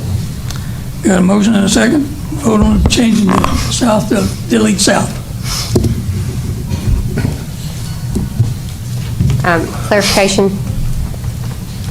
So just making sure, so the entire street, Wall Street Alley will become Eugene London Street. There will not be a north or a south, correct? North Wall Street will still be there. And then once you cross Lincoln, right? Once you cross Lincoln, the south side of Lincoln, running southward, Wall Street will become Eugene London Street. Well, okay, so we'll have a North Wall Street, but no South Wall Street. Right. Okay. You essentially have a Wall Street. We'd have to change the name of that street too. Right, that's what I was getting to. But I mean, I didn't. Yeah, we could do that in the future. I'm just kind of putting that on your radar. We might want to take out the north in the future for that. Did it actually say North Wall Street? I'm not sure it does or doesn't. It's just Wall Street. I don't know what it says on the sign. That's what I'm curious about. Okay. All right. I don't know if we'll vote on that amendment.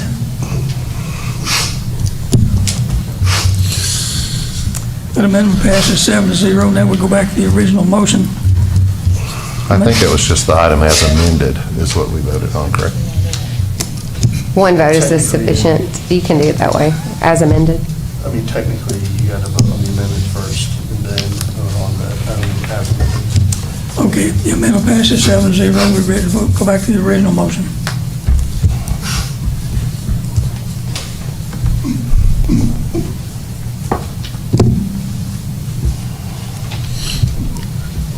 And we're ready to vote on the original motion, deleting South.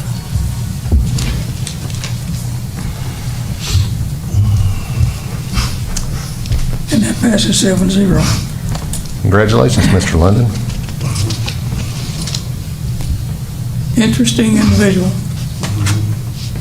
Added a lot of color to the officiating profession. Right. Item number 2398, we've already discussed before the board meeting. That item was deleted, and that executive session will be held on June 12th, 4 o'clock. Item number 23100, consider adopting the proposed plan for the Board of Mayor and Aldermen to work with staff and MTAS to revise the charter for city administrator for the city of Tullahoma. That's on page 226. And if you look at 226, you see the proposed charter revision plan. First, I'll just get a motion. Motion from Wilson, seconded by Mann, or vice versa.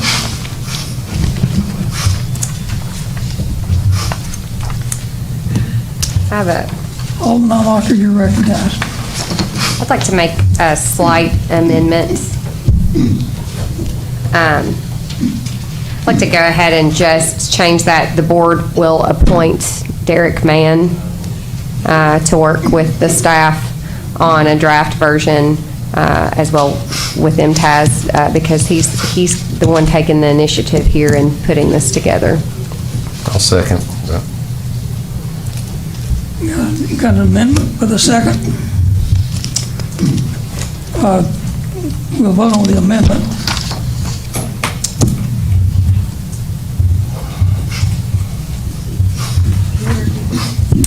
It's just in number 2 in the item, it says the board will appoint a BOMA member. Just put the board will appoint Derek Mann.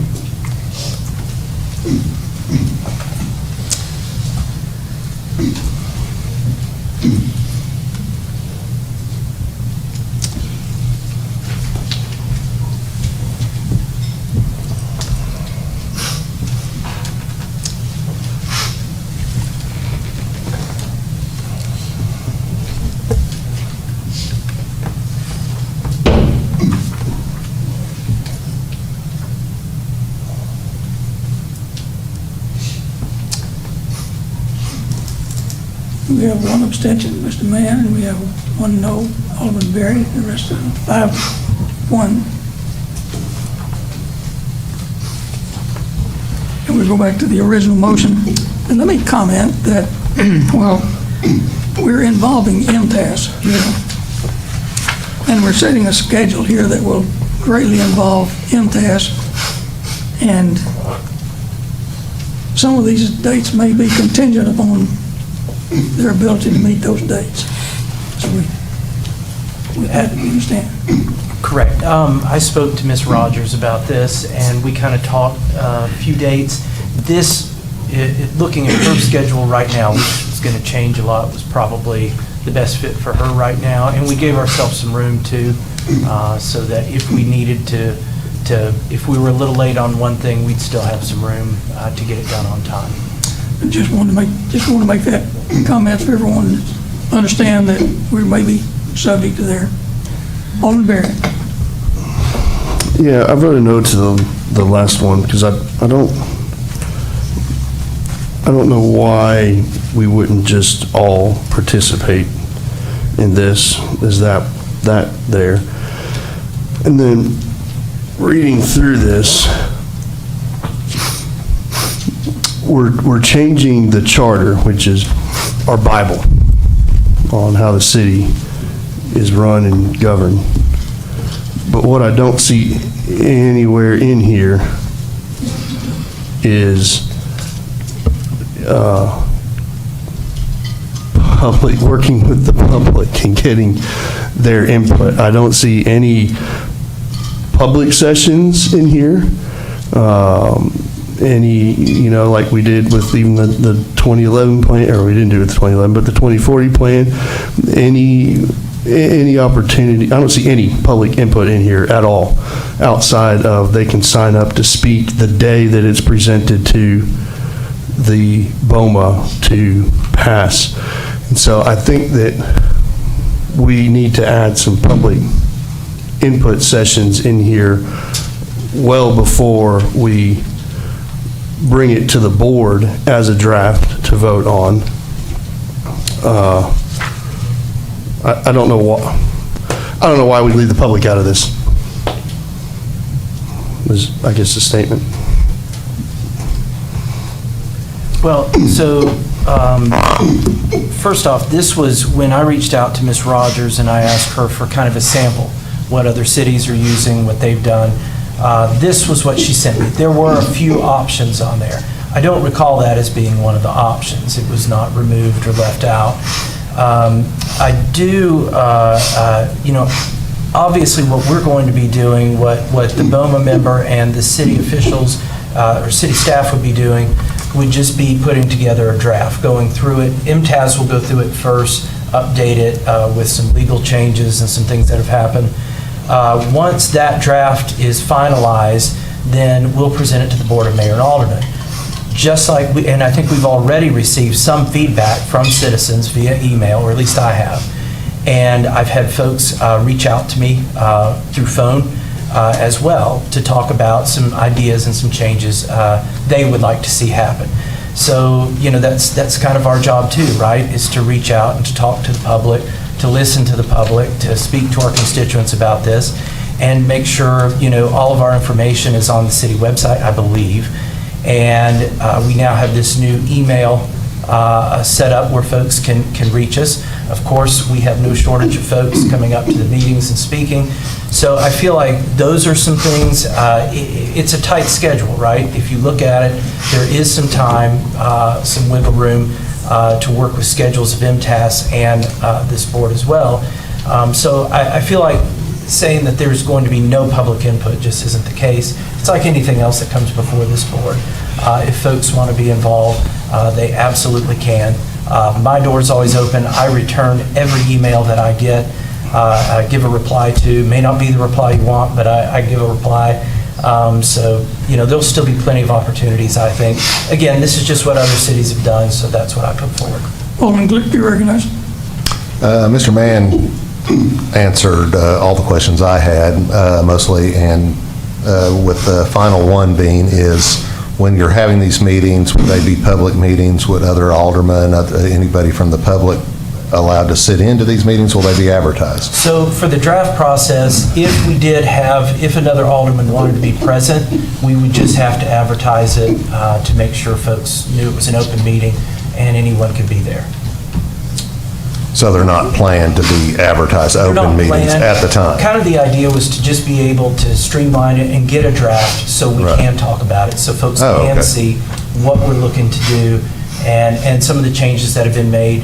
And so that we could, and I've listed, not all the city staff that could be involved with this, so that we could better answer those questions at meetings on down the road for the process. And just to reiterate, this is the recommendation by MTAS and that they have used in other communities. That is correct. Okay. There were a few options you gave, but it's largely the same.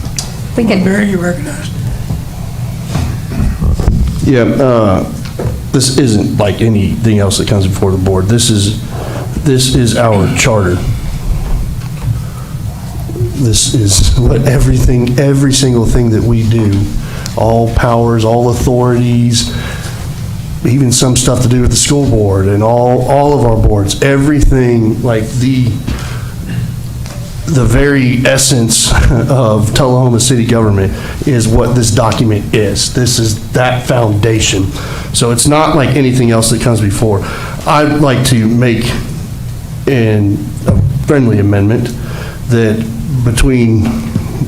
before it's presented to the board, that we have 2 public input screenings prior, and that's where you can present the draft changes to the public that you've already made, in 2 separate of those, and that we have 1 public hearing on the day of the resolution. Okay, we have an amendment that's been requested. We need a second on the amendment.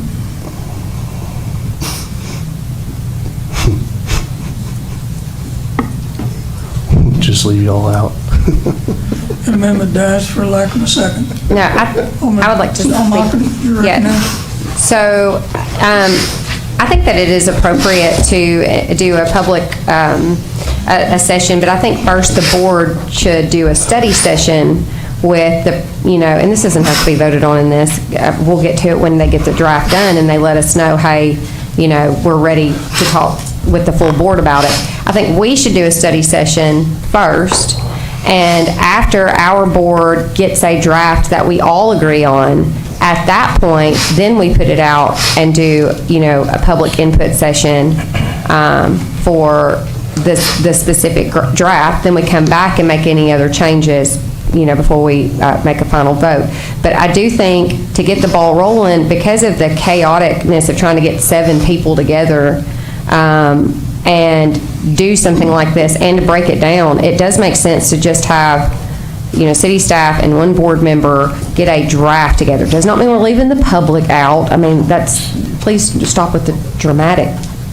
It means that we need to get a starting point, and then we can discuss that in a public study session as a board, and then potentially put that, out to the public. I think that's the appropriate way. So I was appointed in January, and one of my first conversations with then City Administrator Moody was about the charter revision, and which she said that's something you will probably be involved with, that you all need to look at soon. That was in January. This is May. No one has brought this up. This hasn't been added to any agenda. No one has even reached out, as far as I know, for any type of schedule, for any type of plan. We all had the chance. We all had plenty of time. But here we are in May, and if you look at the schedule, to get this done in time so that it can get to the General Assembly in time, and we can ratify it when it comes back, we need to be busy on this right now. We should have been doing this, 2 months ago. So there was time. If anyone wanted it done differently, this was just what I put forward. And certainly I expect and have already had lots of input on this process already. Alderman Wilson, you recognize? Yeah, since August, our city attorney, Worsham, has urged us to make revisions to the charter. We've all talked about it and agreed that a charter change needed to be something that we focus our attention on. So I applaud you for putting together and putting this on the agenda. Alderman Berry, you recognized before. Going further, I'd like to point out that one of the primary reasons we're looking at our charter is it's antiquated. We are living by our municipal code, and there are discrepancies between the municipal code and the charter.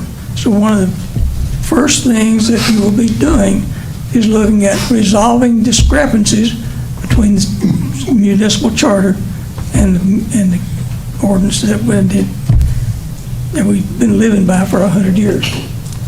So our charter's up to date.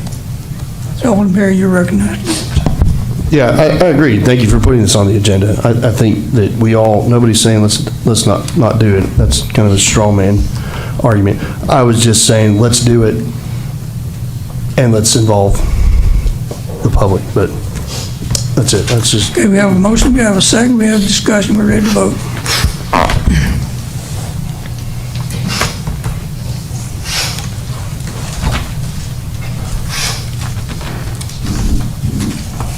That passes 7-0.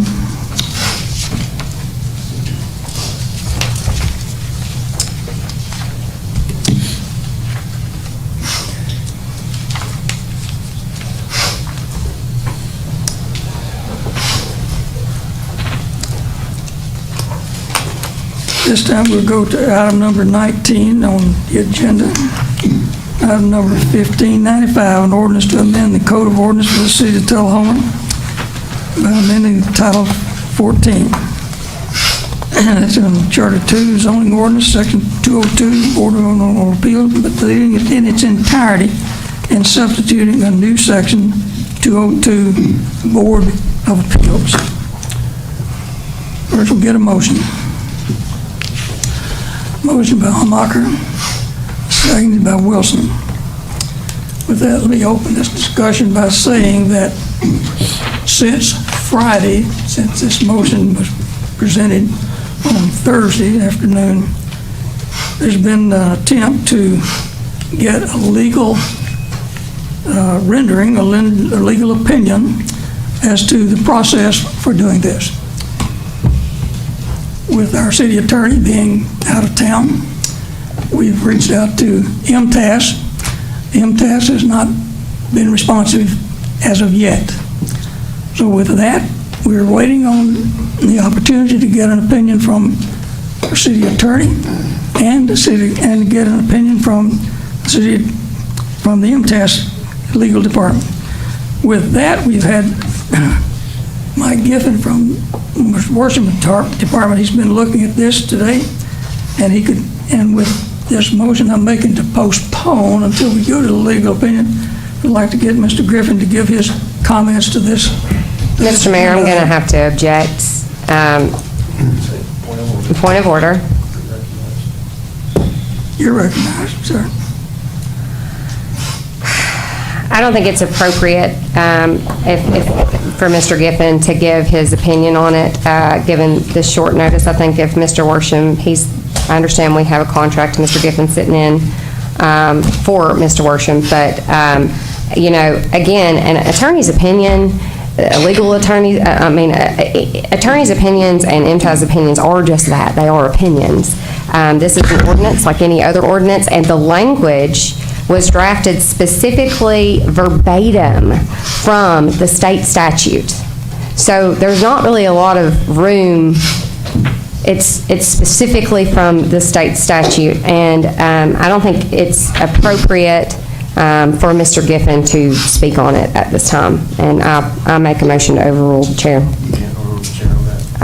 Allowing somebody to speak that is not a city, I believe you can. That is not. No, that's not true. Show me. Mr. Griffin, I make a motion to overrule the chair. Address the board on this subject regarding the experience that you've given to it during the last... I make a motion Thursday to hours. overrule the chair, Mr. Mayor, and you have somebody else willing to speak. This is a Board of Mayor and Aldermen meeting. We, as a board, control this meeting, not just you, the mayor. I make a motion to overrule the chair, and you have somebody waiting to speak. I believe he has information that would be beneficial to this board.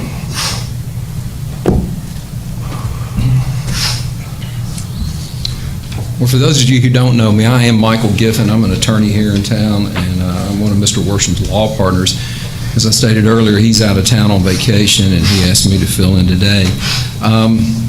This issue was presented to me, and it's my opinion in looking at this that Ordinance 1595 is seeking to repeal an ordinance that's already been repealed. And I think the best way to understand that would be to just allow me to walk through this statute and the law on this matter. We're looking at repealing the statute and changing it in terms of the Tullahoma Board of Zoning Appeals. Under Tennessee Code Annotated 137205, there's basically two ways you can create a Board of Zoning Appeals. The law provides that the chief legislative body, that being the Board of Mayor and Aldermen, can create it by a board of 3 or 5 members and specify their service in terms of staggering their time. Or the other way is for the Board of Mayor and Aldermen to designate the Planning Commission of the municipality as the Board of Zoning Appeals.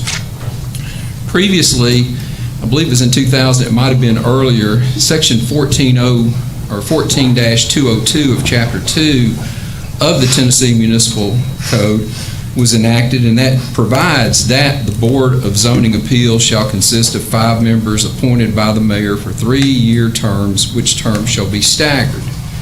But then, on November the 9th of 2009, the Board of Mayor and Aldermen at that time enacted Ordinance 1392, which repealed Ordinance 961, which was the Tullahoma zoning ordinance. And pursuant to this new ordinance, it had a provision in it under Section 1001C, the Board of Zoning Appeals. It designated the Tullahoma Municipal Regional Planning Commission as the Board of Zoning Appeals.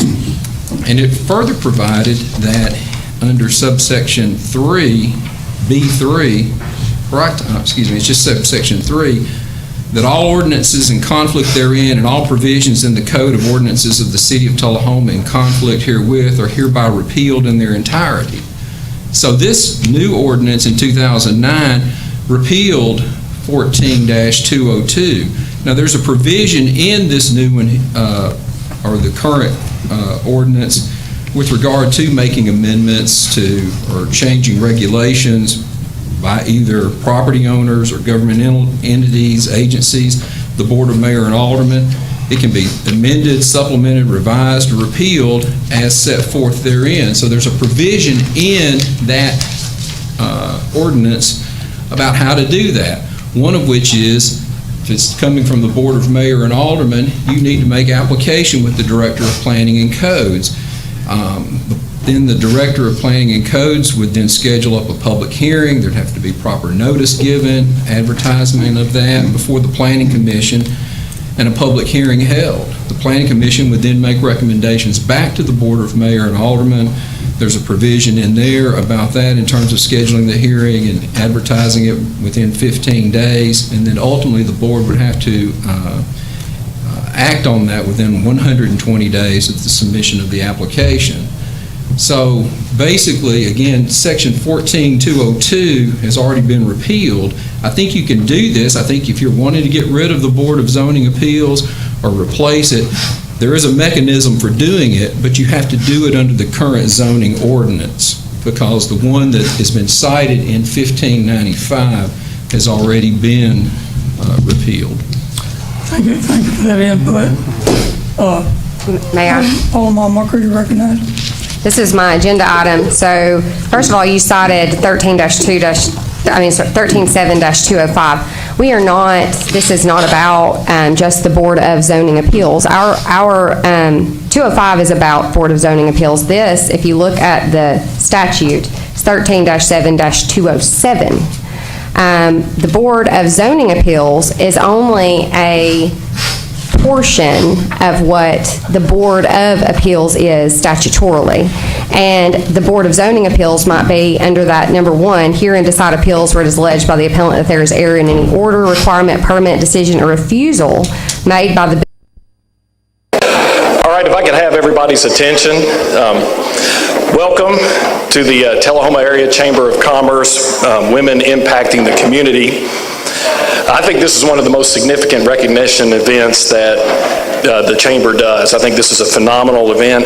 My name is Andy Witt. I'm the 2023 Tullahoma Area Chamber President.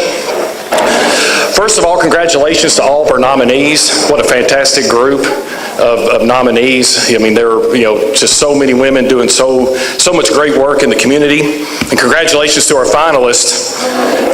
The very definition of impactful women these ladies are. Tullahoma is lucky to have such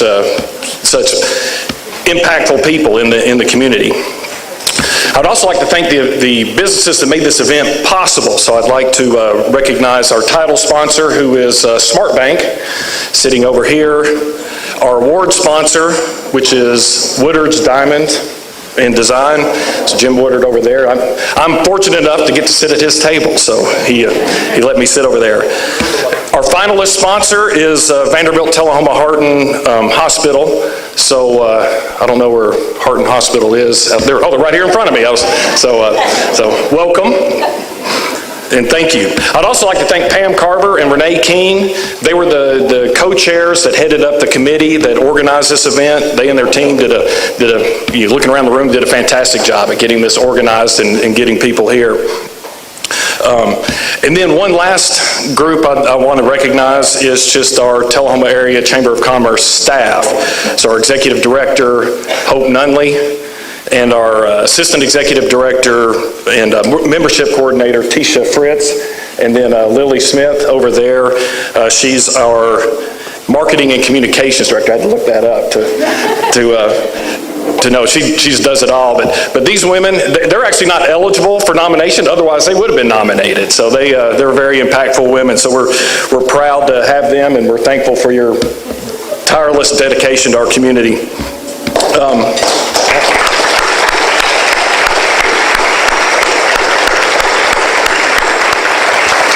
And then I'd also like to say, just showing how impactful women are in our community, just from a chamber standpoint.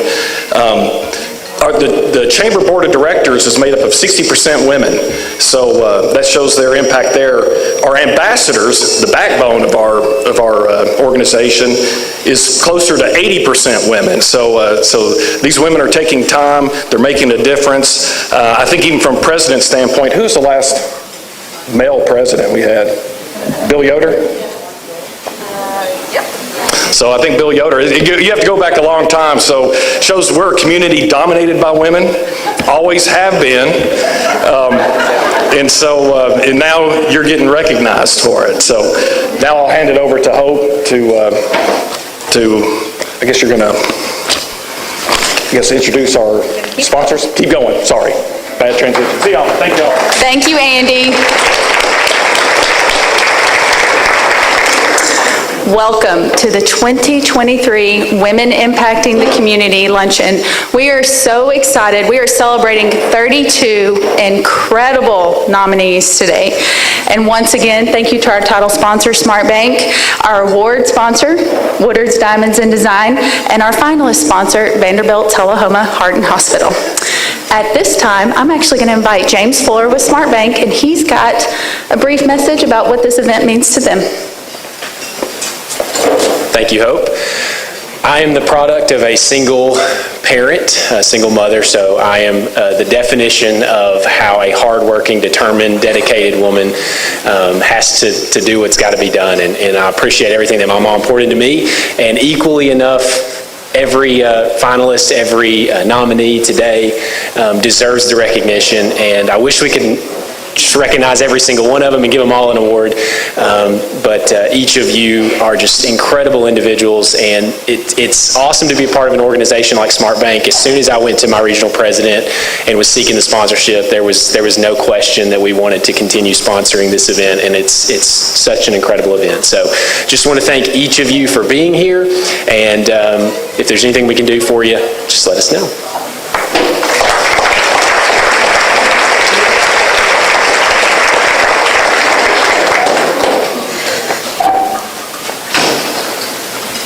Okay, at this time, we will do the invocation and bless the meal so we can, oh, I'm sorry, Ava, I see on the program. Nope. Sorry. Had Rich coming up. Okay. All right. We will go ahead and bless the meal. Sorry for the confusion. All right, trying to follow the timeline, everybody. All right, it's an honor to be here with you today. Please bow your heads in prayer. O God of peace, who has taught us that in returning we shall be saved, in quietness, in confidence shall be our strength. By the might of the Holy Spirit, lift us, we pray, to thy presence, where we may be still and know that thou art God, through Jesus Christ our Lord. Amen.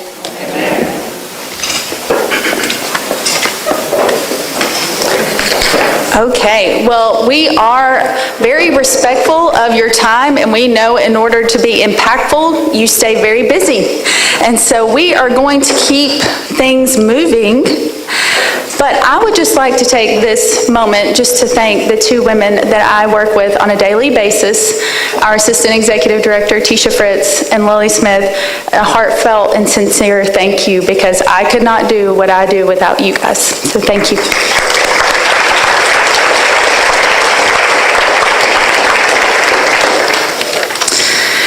We have an incredible speaker today, Dr. Monica Blake Beasley.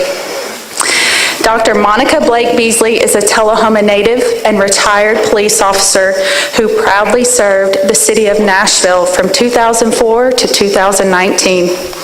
Though she became an officer to help victims of crime, in 2016 she survived a violent attack that changed her life forever. The experience rendered her an advocate for victims' rights and set her on a trajectory to empower survivors to find their voice and boldly advocate for themselves. Monica is a proud wife and mother, a criminal justice educator for the Tullahoma City School System, and believes that when it comes to lasting change, we can all do more than nothing. So it is my honor to introduce our keynote speaker, Dr.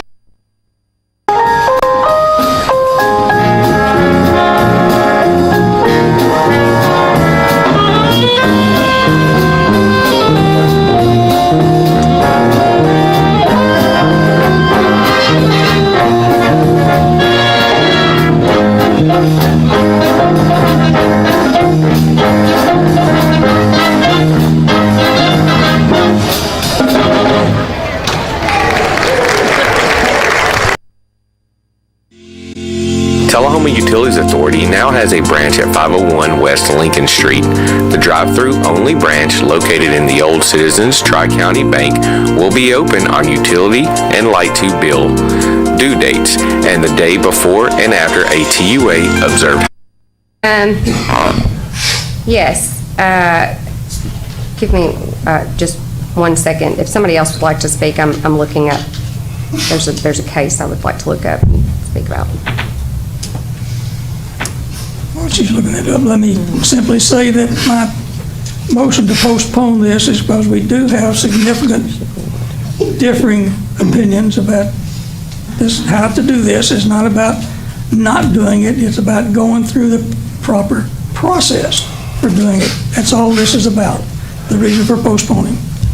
Okay, so Mr. Worsham was very confused about the resolution. He thought that my intent was to change the ordinance or to say that somehow our setback requirements were unconstitutional. That was never my intent. Our setback requirements are fine and they are constitutional. However, when the enforcement of a setback requirement substantially burdens or inhibits a religious organization's mission, it then violates the enforcement of it, not the setback, not the requirement itself, not the setback, not the law. It actually, the enforcement of it would violate a federal law.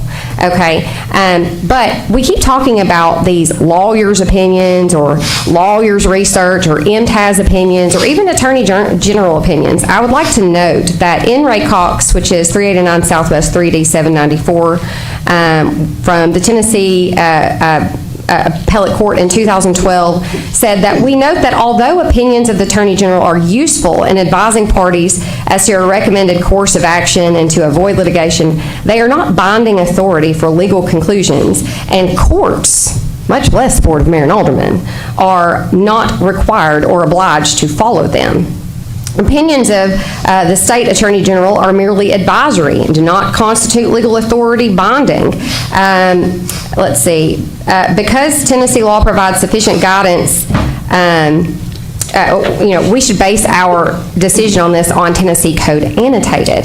Now, as to going back to this board passed a resolution basically saying that we are not going to enforce, because of RLU-IPA, setback requirements so that we could limit our liability. The next thing we turn around, go back to a planning commission meeting, and your Board of Zoning Appeals ignored the resolution that this board passed 5-2 and did not grant a variance. Now, this is only one of many issues in which the final say-so should never come to a subsidiary board who is not elected by the people. The people choose their representatives, and we should be the authority that ultimately grants or does not grant any exception, right, or privilege when it comes to our ordinances, whether it be by our charter or by our municipal code.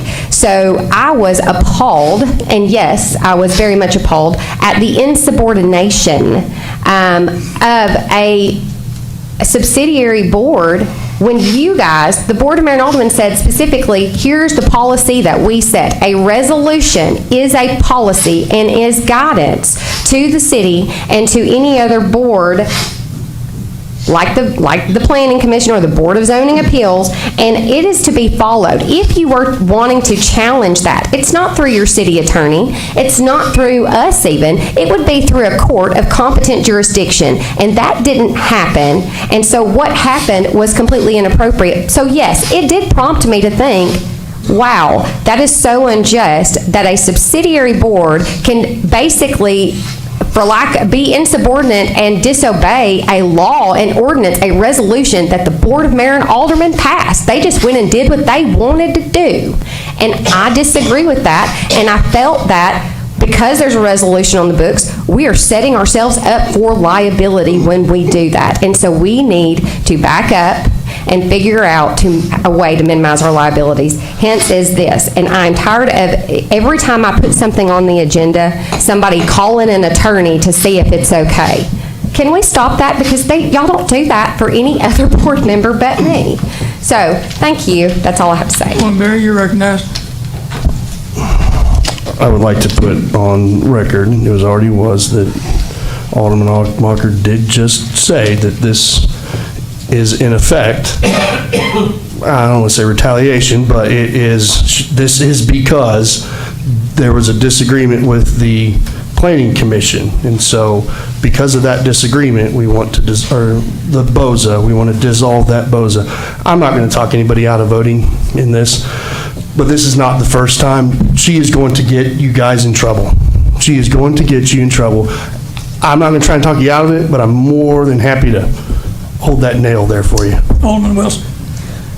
I just think as a citizen, if I apply for a zoning request and the Planning Commission votes that down, and I feel like that I want to appeal to someone, I don't feel like that it should be the same board that just voted down my request. It needs to be a different body to put a different set of eyes on it. How does that make any sense?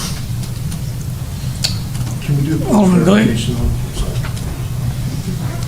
Mr. Wilson made the same point that I was going to make. It just, it doesn't seem proper. I don't know about all the legal issues and the state statutes and everything, but just looking at it as a citizen conducting business in Tullahoma, if you go to the Planning Commission to try to get something approved and they turn you down, and you feel like you want to appeal it, and then you appeal it, and you show up to the appeal, and it's the exact same board, how do you ever think you're going to win an appeal? I mean, they would be disallowing their own decision.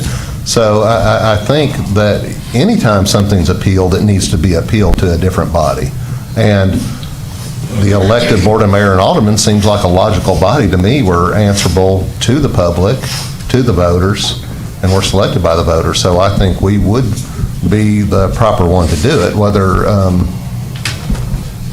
what legal process it has to go through to make that occur, I think that needs to happen. But I think the sentiment of creating an appeals board other than where it's not the same board appealing their own or acting on their own decisions.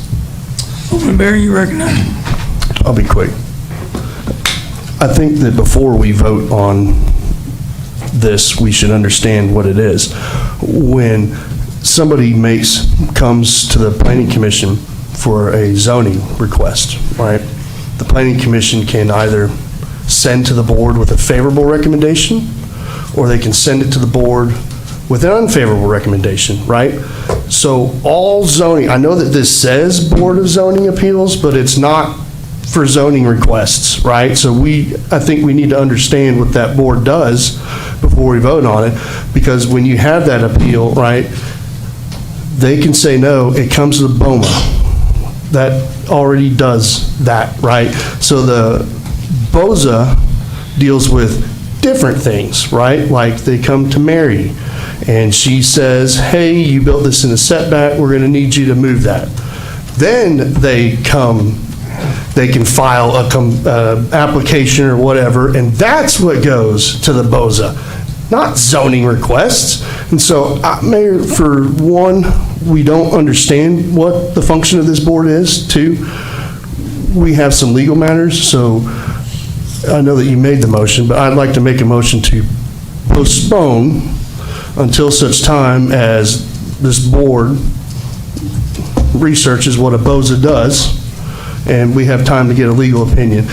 I don't know why we're in a hurry. I don't know why we're in a hurry to do this. Alderman Barry, I made that motion earlier. Did you I'll second that motion? I'll second that. Okay. Alderman Allmacher recognized again. So there are things that come before the Planning Commission that never actually make it to us. So you only mentioned one that actually does. But there are subdivisions, plat approvals, potentially any type of variance. We don't see any of those things. And those, while some of them would be in line with our continuous land use, some of them are exceptions to it. And it seems as though we pick and choose who we grant those exceptions to. And I don't think that the exceptions should be allowed by any board but the elected board. And this also creates a broader, again, it's not a Board of Zoning Appeals. This board that we would be creating would have broader authority than the Board of Zoning Appeals. Again, going back to that number one, where a permit decision refusal was made by any municipal building commissioner, if we cite somebody for their grass being too tall and they get a citation for that, or we fail to give somebody a building permit for something, or we try to require something that somebody says is not appropriate, we fail somebody's inspection and they want to appeal that, then this gives them a body they can appeal it to. Right now, That is not even one of the functions of the Planning Commission or the Board of Zoning Appeals. Right now, there is no body to appeal that to. This statute, while the only reason it would repeal the other statute is it makes it moot and not necessary anymore, this is creating a new board, and it's created verbatim, I didn't add anything to this, by 13-7-207, with those exact parameters of authority. This is not me or this board trying to usurp authority. This is the state saying, hey, here is a Board of Appeals. This can potentially limit litigation and solve some of your problems where they don't ever actually get to that administrative hearing officer, and we have less of a need for that. And also where we have a little more knowledge about when policies need to be changed. There's nothing wrong with finding out that a policy is, not fleshed out enough and wanting to change that. There's nothing wrong with, being a part of a different board and saying, hey, there's a problem here, let's try to fix it. In fact, that's what we're here to do. I call the question. We have a motion and a second to postpone. I will remind you that, before you vote, let me remind you that the function of the Board of Mayor and Aldermen is to set the goals for the city and to provide for the funding of accomplishing those goals. What we are not to be involved in is the day-to-day operations of the city. So the function of the function of this board is to set the goals, and we have a practice for implementing those goals. So with that, we have a motion and a second. This is on the motion to postpone, correct? So whether or not we're postponing the vote. This is a motion to postpone.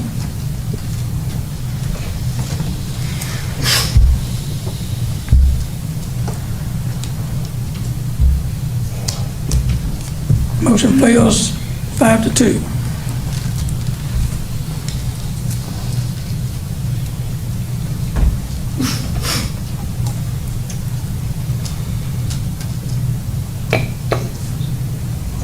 Call the question on the original motion. Call the question.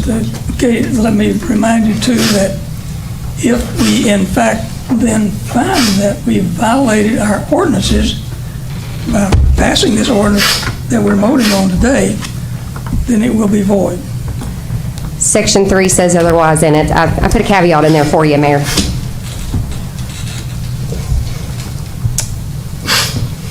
Ready to vote?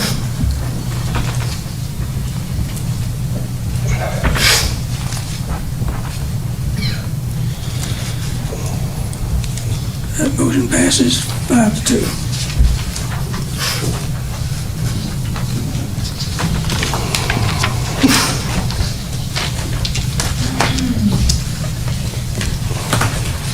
Now the fun one. At this time, it's 5 till 8. It's 10 till 8. We'll take a 5-minute recess. We'll be back in session at 5 till 8.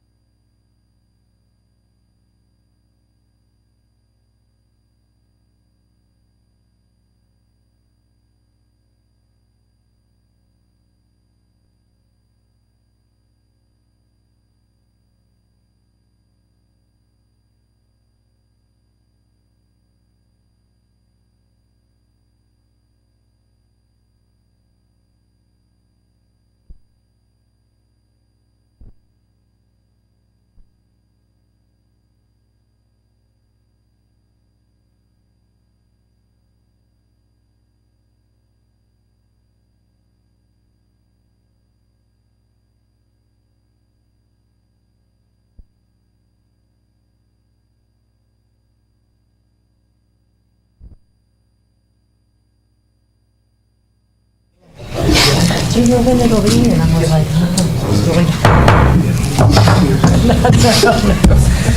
The board will be back in session.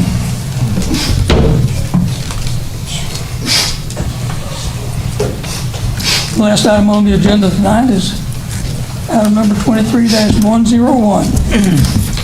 Considered under the provisions of 1-710-2A of the Code of Ethics, is to determine if the ethics complaint filed against a member of the Board of Mayor and Aldermen is sufficient merit to warrant further investigation. Discussion will ensue by the full board with Alderman Berry to abstain from voting.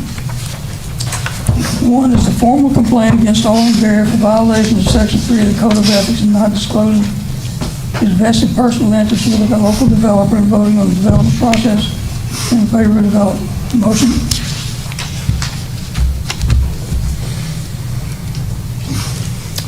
I have a motion from Alderman Allmark. We have a second by Wilson. Alderman Allmark, is your motion? Yes, okay. So it was brought to my attention that a member of the public submitted a complaint to the ethics officer and to the city of Tullahoma. And so the way that I put this on the agenda was in hopes to treat him with the utmost respect and the dignity that he deserves as a member of the Board of Mayor and Aldermen, and to treat him in the exact same way that we handled this for our other complaints. I did want to read something. I didn't add this in there, but Tennessee Code 2-10-124, violations at a local level, and I think this is really what this has to do with as well. It is an offense for any member of a municipal or county legislative body, member elect of a municipal or official, to knowingly receive a fee, commission, or any other form of compensation for consulting services other than compensation paid by the state, county, or municipality. And then it also says, and it goes on to say, for consulting services relating to a municipal or county, if such person or entity knows the person to whom the compensation is paid is a member of the municipal or county legislative body. So we're a little bit prohibited to consult and advocate for, based on a going forward, like if we're being paid to do it, okay? In other words, if we have a for-profit relationship, in other words, we can advocate for all the things we believe in. We just can't be paid or, for consulting services, or be paid to advocate, or be paid for something else and then be advocating for. I mean, there's some fine lines there. And so it was brought to my attention that, there was a complaint made, and I just wanted to make sure and let everybody know that I just wanted to do the same thing that was done last time, so that there's no we don't want to treat him any worse or necessarily any better. But that was how I put this on the agenda. Further comments? I do have further, but I figured somebody else would want to speak. For background on this, there was only one way to do the background, Mr. Mayor, and there's a 22-second video that I believe needs to be played for the public that I have already submitted. And I think that this gave rise to the majority of the concern, and I'm not sure that this board has seen this video. I was just shown it last week. So, Miss Ashley, if you could try to play that video.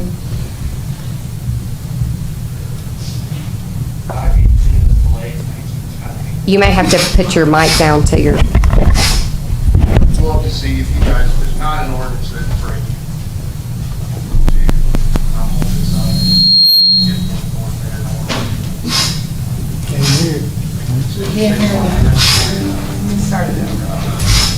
It's very short. It's only 22 seconds. I'd love to see if you guys, there's not an ordinance that's breaking, to hold this up and let it get more man on it.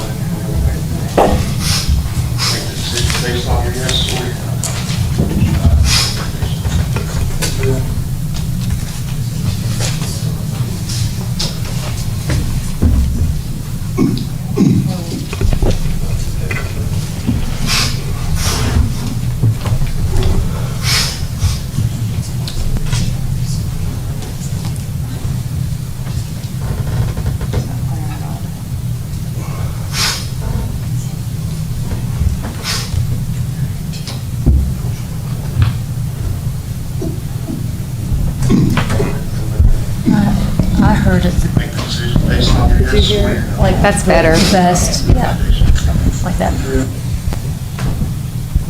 I hate seeing this delayed, and I hate seeing this kind of thing delayed. And I'd love to see if you guys, if there's not an ordinance that it's breaking, to not hold this up and let it get before the Board of Mayor and Aldermen and let them make the decision based on your yes or your no recommendation. Thank you. To give some background information, that video was sent to me, that Mr. Berry was speaking on behalf, or on consultation, on behalf of Mr. Joe Denby, in regards to a rezone. Any rezonings that come before the Planning Commission would also come before the Board of Mayor and Aldermen, and he was essentially asking the Planning Commission to go on and approve that and send that for a final vote to the Board of Mayor and Aldermen, in which he was a part of. And so at this time, I have some questions I'd like to ask Mr. Berry. I'm sure everybody else would. So I don't have to go first. If you guys have questions you want to, okay. Mr. Berry, have you ever received any compensation or payment by Mr. Denby? Yes. Okay. What would that compensation have been for? I owned a company, J Street Digital, and I did websites, social media marketing, graphic design, did some print stuff. So you helped him with his business? I owned a business that did marketing for other businesses. Okay. In the fall of 2019, you weren't a member of the Planning Commission yet. When was your first term as a member of the Planning Commission? It wasn't until, I think, 2020, but on that video, the part that they clipped a small part of that video, if they played the entire thing, I think one of the first things I said that I couldn't point Mr. Denby out in the crowd. I didn't know Mr. Denby at the time, had never even spoken to Mr. Denby, didn't know what he looked like. That meeting I attended because one of the planning commissioners had asked me to attend that meeting because that was one of those PUD things where the planning commissioners didn't know what they were doing. So at that time, your statement that I was speaking on behalf of Mr. Denby is incorrect. I didn't even know what the guy looked like.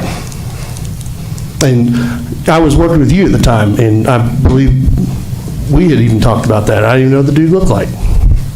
Okay, and that's believable because at the last meeting, there was a young lady here who was, I'm assuming, on Mr. Denby's payroll in some form or capacity, who comes every meeting and kind of gives us an update on some of his. I had never spoken to him. I had never spoken to any of his representatives. Okay. So at what point did you establish a relationship with Mr. Denby after that point? It was during my mayoral campaign in 2020, so. Okay, and how much money, or forgive me, I guess how much is respective, but Mr. Denby donated quite a bit of money to your campaign, correct? So I disclosed that. Everybody has a copy of that. Mr. Denby donated, his daughter donated, his wife donated. Mr. Mann donated the same full amount. Did they donate max amounts, is that correct? Okay. And so Mr. Denby fully expected that you would either remain a board member because you ran in the middle of your term or become mayor of the city of Tullahoma while he was donating, I would have assumed. I would say when you donate to somebody's campaign, you hope that they win. You hope that they win. I don't think they're donating Absolutely. for you to lose. I would agree with that, yes. So in 2020, you served in 2020 and 2021, correct, you served as the aldermanic representative on the Planning Commission? I did. Okay. Did you ever vote on Denby properties, whether to approve rezones or potential subdivision requests while you were a member of the Planning Commission after Mr. Denby donated to your campaign? I did, and I received counsel from our attorney that I did not need to recuse myself because I had no financial interest in anything with Mr. Denby. Did So you that dis- was on the advice of attorney. Did you disclose that prior to your votes? I mean, it is right here. So you're looking at a disclosure of it. Were you receiving compensation at that time for J Street Digital when you were voting on those items? No, I was not. At no time, you were not receiving compensation No. on the billboards? No, I was not. Those billboards didn't come in until September, and I have never received a single cent of compensation on those billboards, ever. Ever. Was there an understanding between you and Mr. Denby that you would receive compensation? So Mr. Denby had said that he was building billboards, and we had talked about my company marketing those for him. But in August, because I had been accused of being bribed by Mr. Denby, and it was impossible for me to do business in the city of Tullahoma because of an ouster petition that you helped write and helped send around and get signed, and because of Mr. Wilson and the other 10 people named on that, I stopped doing business. I kept 2 customers, right? And I informed Mr. Denby that, I'm sorry, Joe, I can't do this for you. So that did leave Joe with... To clarify, was my name on the ouster petition? No, but you helped coordinate that and write, and you met with them. Oh, yeah. That's not true. That is true. First of all, I don't have a financial relationship with... I don't either. And he donated your campaign as well. That is correct. He did donate to my campaign, and the very first time I ever voted on anything, when I was on the Planning Commission, I disclosed that to the public, and it is on the camera, actually. At the very first time I ever voted on anything. Let's see, in 2022, what's interesting to me is post donations at max amounts by 3 family members, you have somehow managed to stay as a member of the Planning Commission for all 3 years. In fact, even this year, managed to, not as the aldermanic representative, but sit in as the mayor's representative. Would you say that you have, Mr. Denby could potentially have profited off of you sitting as a member of the Board of Mayor and Aldermen? I'm sorry, of the Planning Commission? No. So the first time I was on the board, Planning Commission, it was voted on unanimously by the Board of Mayor and Aldermen. So unless you're saying that Mr. Denby bribed the other members, including the mayor, to put me on that board, I don't know about that. I've only served on twice, once as the aldermanic and once as the mayor appointed. So unless you're accusing the mayor of being bribed, or Joe bribing the mayor to put me on there, I'm not sure what you're getting at. Daniel, I'm not accusing anybody of anything. I'm just asking questions here. The answer to that's no. So I may have a few more questions, but I'll let somebody else take over. Who's next? Any further questions? Nobody?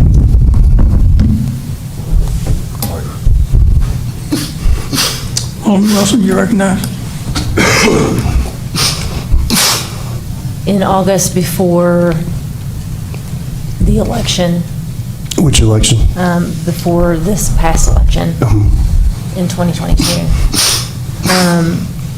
Mr. Denby told myself and multiple other people in a meeting that he employed you and that he specifically purchased billboards throughout Tullahoma and specifically to employ you. So would you say that that is a false statement on Mr. Denby's part, or?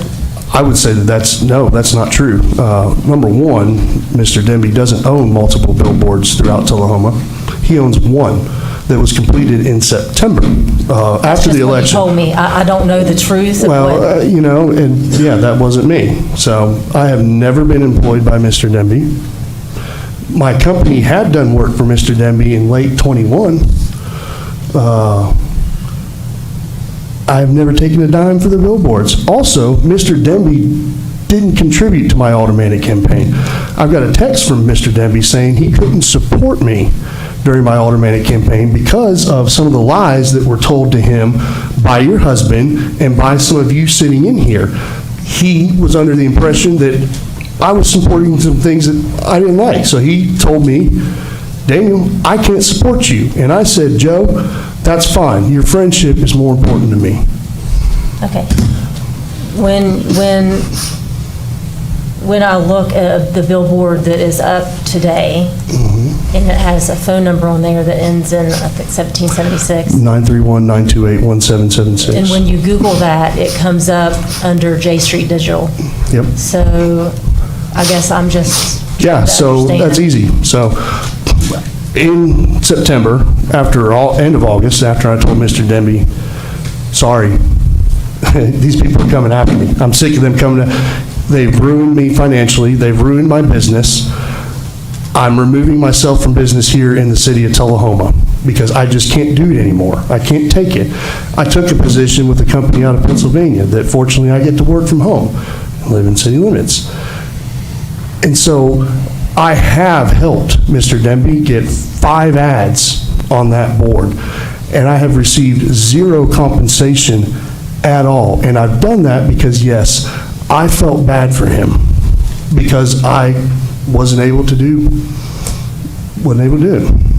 And I know of specific times in 2022 when you sat on the Planning Commission and the BOMA that you voted on Denby properties, as well as, I believe, maybe a few 3 in 2023, voted on Denby properties. Did you disclose prior to the vote that you had a working relationship with Mr. Demby? I had talked to our city attorney. On one of those, I recused myself.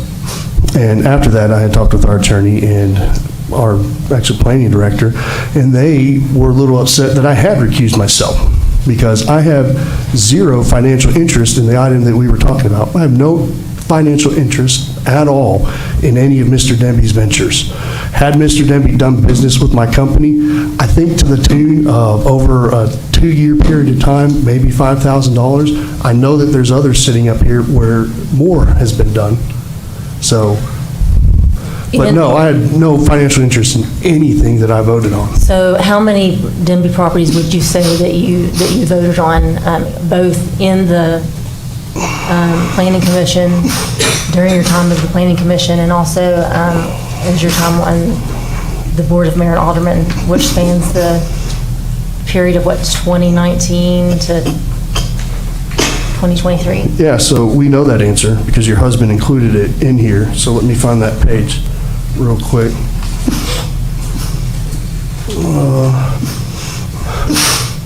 So there was one in May of 2020. There was Tisha Estates in 22. And that was a subdivision, so that didn't come to BOMA. The May of 16, we'll count that as 2, because one was on the Planning Commission, and then it obviously had to come to the Board of Mayor and Aldermen, so we'll say 2, but that's the same property. Tisha Estates once. I don't remember Perry Minor being his. I don't know why that's listed in here. Then I recused myself in October against the wishes of our attorney. So it looks like 3 up until last week where I voted on Holt Minor subdivision. And ask me if I have any financial interest in any of those properties. Well, I'm just... Ask me. I'm just trying, I'm sorry? Ask me. Because that's what this says, right? The applicability is that I have financial interest in these properties. That's not right. I'm just trying to get it straight because when Mr. Denby told us that you stood to make $18,000 a month, he was pretty specific. Ask me if I'm making that. Ask me how much I made on the billboard. I'm taking it from a source straight Well, that's from his mouth. fine. You're asking me straight from my mouth. Ask me how much I've made off the billboard. Well, but I guess where I'm torn is that, it's kind of like he said against he said, because I'm taking it straight from a source. The Call source Mr. that Denby said- and ask him how much I've made off the billboard. I'm sure he'd answer. Call him now and ask him how much I made off the billboard. We played the audio earlier. We can hold it to the phone or the microphone. $0. That's not difficult to prove. But I guess where what I'm getting at is that there were countless times before October 17th which you recused yourself. Countless times that I recused myself? No, that's the first time that you recused yourself, which was after an ouster suit. Yep. There were multiple Against the wishes of the city attorney. Well, Mr. Worsham's not here to ask him whether or not that's true, but it seems like I had a different conversation with Mr. Worsham about what conflicts of interest would be. Specifically, I asked about conflicts of interest and what they would be. And what did he tell you? Nothing pertaining exactly to you, but he's not here to confirm what you said. But in my conversation with Mr. Worsham about what conflicts of interest would be and what you would have to disclose, it was my understanding that that would be something that you would need to disclose a relationship with the developer, that you sit and make decisions on in both the planning commission as well as then turn around and vote on it in the board. So we're not allowed to be friends with anybody. But I guess all of this came to arise because we were accused told me of something that was false. No. We were told by a source, Mr. Denham himself, and there were multiple, maybe 8 people in the room, that he told that he employed you. So I can't help that he said that. There's people that say a lot of things about me that aren't true. That's why we're all here now, is because you continue to vote on Denby properties after. And I will continue to vote on Denby properties. Let us know that he employed you. Did you ever ask me? Did you ever ask me about it? I did not. How long has this been going on? Since the campaign. I mean, because you guys used it in the campaign against me. When we were running, you were telling people that I was accepting bribes from Mr. Denby. I never said that. But nobody asked Daniel Berry about it. So I'm sorry, but I never told that. I'm sorry, your husband did. Daniel, we didn't argue back last week. We answered questions. And the thing about it is don't badger the person who's asking you the questions. Just answer them. Let me ask, Ms. Wilson, Alderman Wilson raised a question in my mind that I'd like to ask Alderman Berry. The votes that you voted on regarding any Denby interest, was your vote ever the deciding vote for the Planning Commission? Never even close. No. So it made no difference? Made no difference. Okay, thank you. Alderman Almark, you're recognized. Okay, so the conflicts of interest, since we don't have Mr. Worsham here, Tennessee Code annotated that is referenced in our Code of Ethics is 6-54-107. You can see there on page 233. And what that says is an interest of officer in municipal contracts is prohibited. No person holding office under any municipal corporation shall, during the time for which such person was elected or appointed, be capable of contracting with such corporation for the performance of any work that's to be paid for out of the treasury. Okay, so that would be like if he was doing work for the city. So I don't believe that has happened. Where are you at? I'm reading what 6-54-107 says. B, no officer in a municipality shall be indirectly, this is the one that got me. No officer in a municipality shall be indirectly interested. So, Daniel, my question to you is, I'm going to finish this and I'm going to ask you a question about it. No officer in a municipality shall be indirectly interested in any contract to which the municipality is a party unless the officer publicly acknowledges such officer's interest. Indirectly interested means any contract in which the officer is interested, but not directly so, but includes contracts where the officer is directly interested but is the sole supplier of goods or services.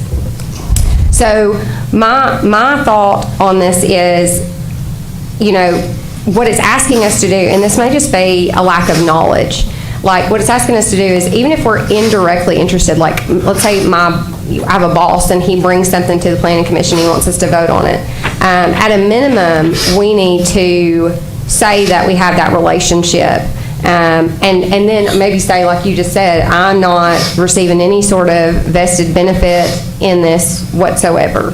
But I do have another relationship. And maybe it's just the disclosure. I'm going to attempt to be a voice of reason here and extend an olive branch. We've had 2 meetings now, spending significant time debating and attacking each other, harassing people on social media, trying to humiliate, embarrass, tell people, you apologized earlier to the board, but really, you didn't really apologize to me, and you told me to shut my mouth. But I want to stop all this. I want to stop it. I've always said that, at some point, someone has to say enough is enough, and I've always said that you attack policy, you don't attack people. And this has gotten into this, to be honest, there's a lot of, he said, she said, this person did this person did that. We have spent way too much time focused on attacking each other and not enough time focused on what we need to be doing for the city. And so, I think I can do better. I think you can do better. I think we can all do better. And I know we all want to do what's best for the city. So let's just abstain when we need to. Even if we don't need to abstain, let's announce any conflicts or relationships that we have so that this doesn't happen again. And let's try to set our egos aside and move this city forward in a positive in a positive direction. Luke 6:27-28.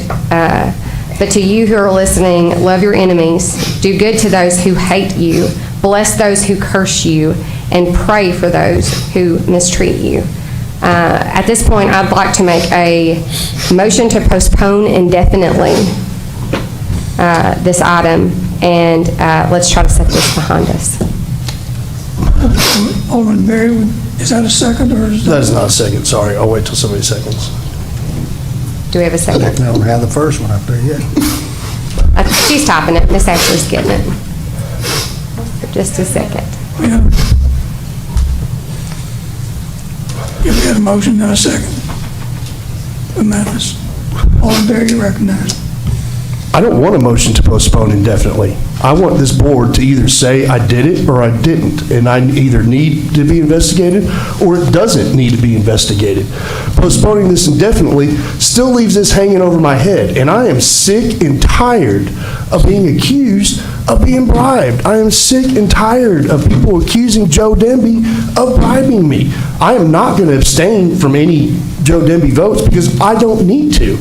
So this board, don't postpone this indefinitely. Make a decision. Put your big boy pants on, big girl pants on, and either say that I do or say that I don't. We do have a motion and a second. We have a motion and a second to postpone. You ready to vote on the motion to postpone?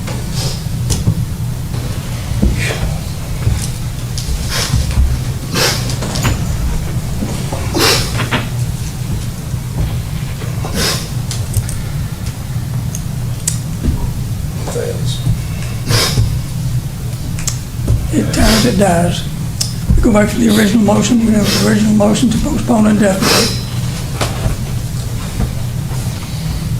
The original the original motion was to I believe. The original motion was a motion and a second. To postpone indefinitely. No, that just failed. That just failed. The original motion was just investigate. That wasn't a motion. We have to determine, if we're not going to postpone it, then we have to determine things. Do you have anybody with a request to speak? I had some I did. Alderman Blake, you're recognized. Daniel, you said that there was a company, or it was your company, J Street Digital. Is that your company? Yes. Yeah. How many people are employed at J Street Digital? Me. Just you. Okay. So J Street Digital received money from Joe Demby for doing work. Yes. So then, in a sense, you received money from Joe Demby for doing work. My company was paying to do work for Joe Demby, which many other people did. I didn't realize owning a business was a No, it's not, no. It's,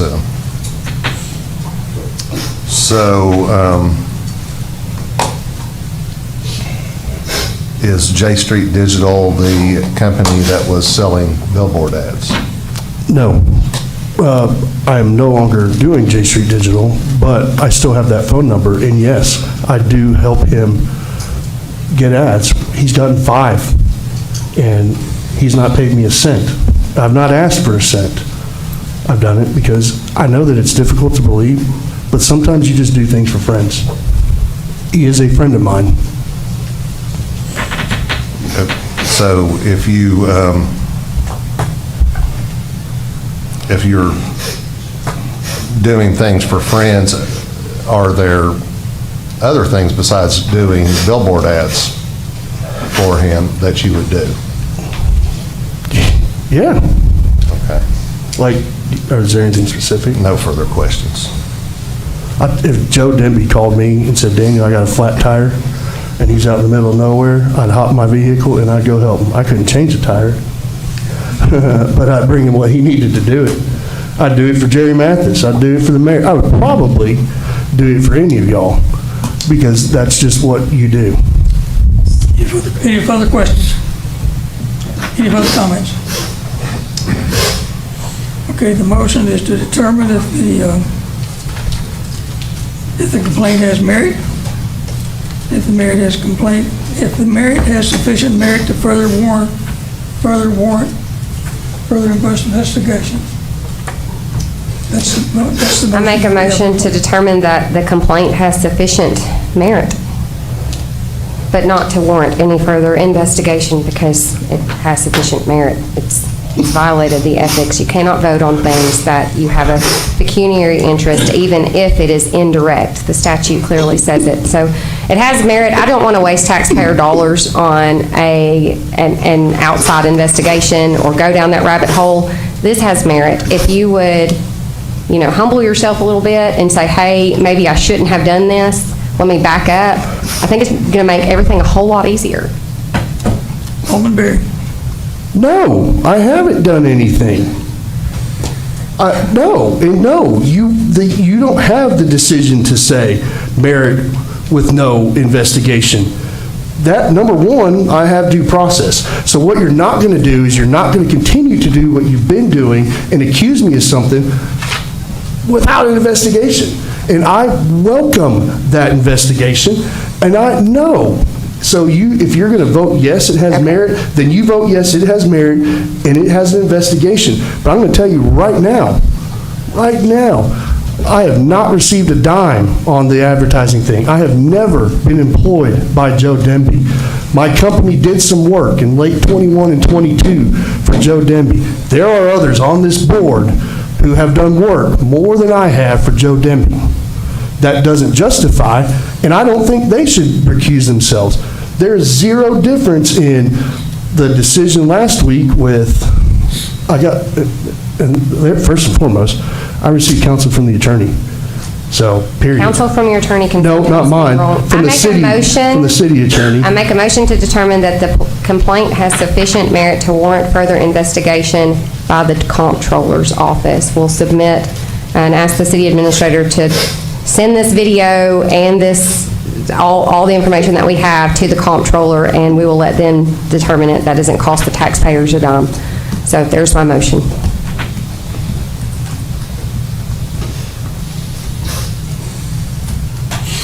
Motion fails. I second it. It wasn't, I couldn't push the button because she's typing. Mr. Mayor, sorry, you got to give Miss Ashley just... If we're using the tablet, then we have to wait till she gets it on there. Yeah. She's got to type them, and then we have to hit it.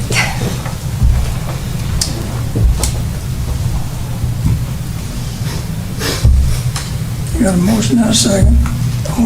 Alderman Mann, you're recognized.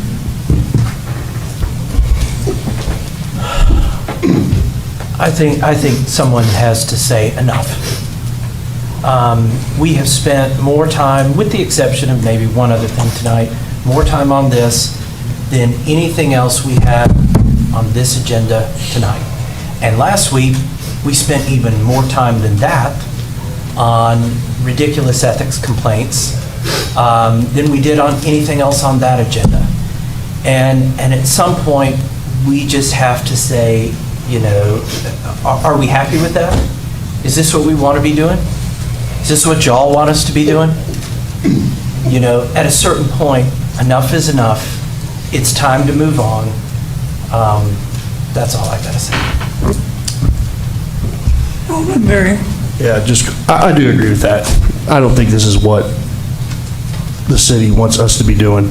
And I know that there are, regardless of how this turns out, I know that there are people out there who do support me and who, even if it turns out that it has no merit, are going to still be upset.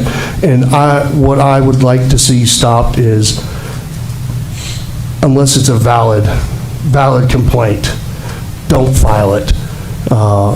If there is an issue, talk with one of the board of us, because if you file it, I'm not saying don't file, right? I'm not saying don't.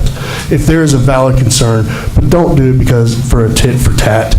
Don't do it because one was filed against me, so you've got to file it on somebody else. That's not the way that this should work. So I would say that is, regardless of how this turns out, don't file something for the benefit of me, because this has to stop. Okay, I'd like for the city recorder to read the motion as you have it. A motion that the complaint has merit to be determined by the comptroller. Is that your motion? Insufficient. Alderman Mathis, you're recognized. You know, we, as a board, are up here to serve the citizenry of this town. We're not up here to bicker between us and carry on like we've been carrying on. It's not any, there's no rhyme, there's no reason. We need to go ahead and take this and go with it and just say, okay, if we're going to have and we're going to start arguing with each other, it's time to stop it. We don't need to do it anymore. We need to go ahead, serve these people, and go with it. Thank you, Alderman Mathis. Any further discussion? You've heard the motion. The motion is that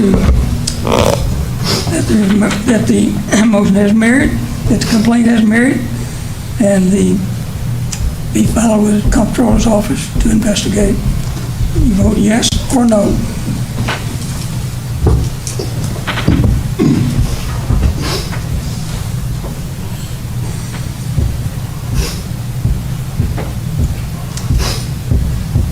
It dies, it ties, fails. So that motion fails.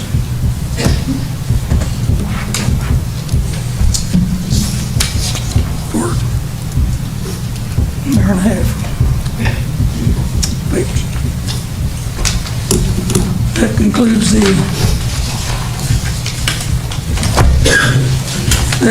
the work of the Board of Mayor and Aldermen tonight,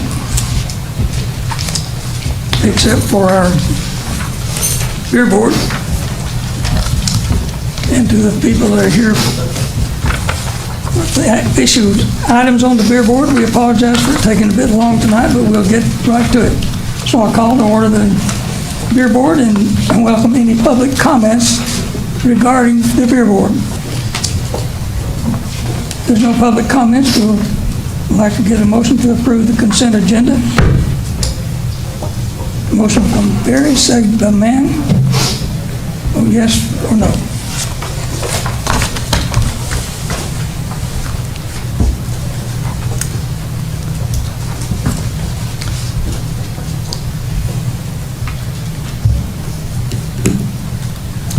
Alderman Glee. Alderman Glee. No, sorry. That passes 7-0. There's no unfinished business. We'll move into new business, item 22, that's PB 20. A request to approve a beer application. It's an on-premises permit for... Sorry. It's an on-premises permit for Prince Market LLC at 970 South Anderson Street, subject to the final fire inspection. Mr. Brown saying Mark will be the manager in charge of beer sales. Your motion. Motion by Barry, second by Mathis.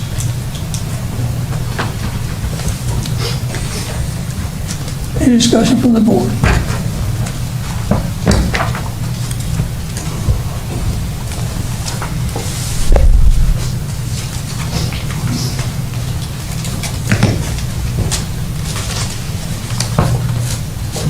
That passes 7-0. Mr. Mark, are you here this evening? Would you come to the podium, please? Are you familiar with Tullahoma's beer board policies? Yes. Have you operated a beer sales previously? Yes. Where was that? Murfreesboro, Tennessee. Where again? In Murfreesboro, Tennessee. Okay, and their beer board regulations are as rigorous as ours? From 8 to 3, 3 to 8, not to sale. What provisions would you have for ensuring no sales to minors? What is it?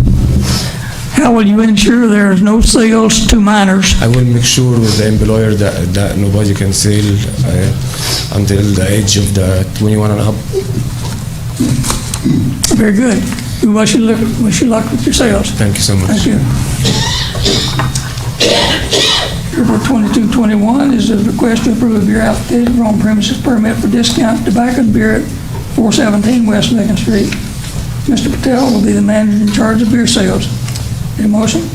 Motion from Barry, seconded by Mathis. Discussion? Vote.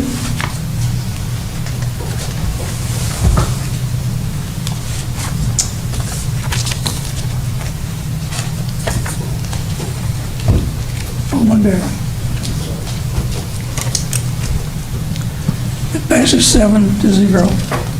Mr. Patel, are you in the audience tonight? Mr. Patel, have you sold beer in Tullahoma before? I have been here like 10 years ago. Right now I'm working as a manager in Antioch gas station. Do you have a copy of the beer board policies? Yes. Have you read them? Yes, sir. Do you understand them? Yes. Okay. Do you have a provision for point of sale age discrimination before you can determine the sale age of this recipient? Sorry. Do you have a point of sale monitoring to determine if you're not selling to minors? I'm going to just ID each and every person and how do you do that? Just checking, just make sure they're 21 and older by checking the person must born on or before the day on 2002. And you do understand, and from Mr. Mark as well, we do have people that do monitor your sales. You understand you'll be checked on? Yeah. Very good. Welcome, good luck in your business. Thank you. BB 22, request to approve a beer application special events permit for a nonprofit. Consider waiving the special event permit fee for the Hands-On Science Center as your Smarter Than a Science Camper trivia event to be held on Saturday, June 24th. Need a motion? Motion from Glick, seconded by Mathis. Motion made for yes, the rest of no.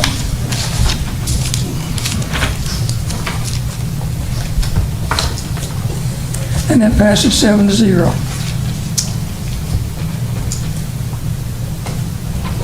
Is there a representative from the Hands-On Science Center here tonight? I know this is an event that is new to them, but they've done this on a regular basis and have been quite successful at it. So welcome to them. There's no other new business tonight. The beer board is adjourned. Everyone have a great evening.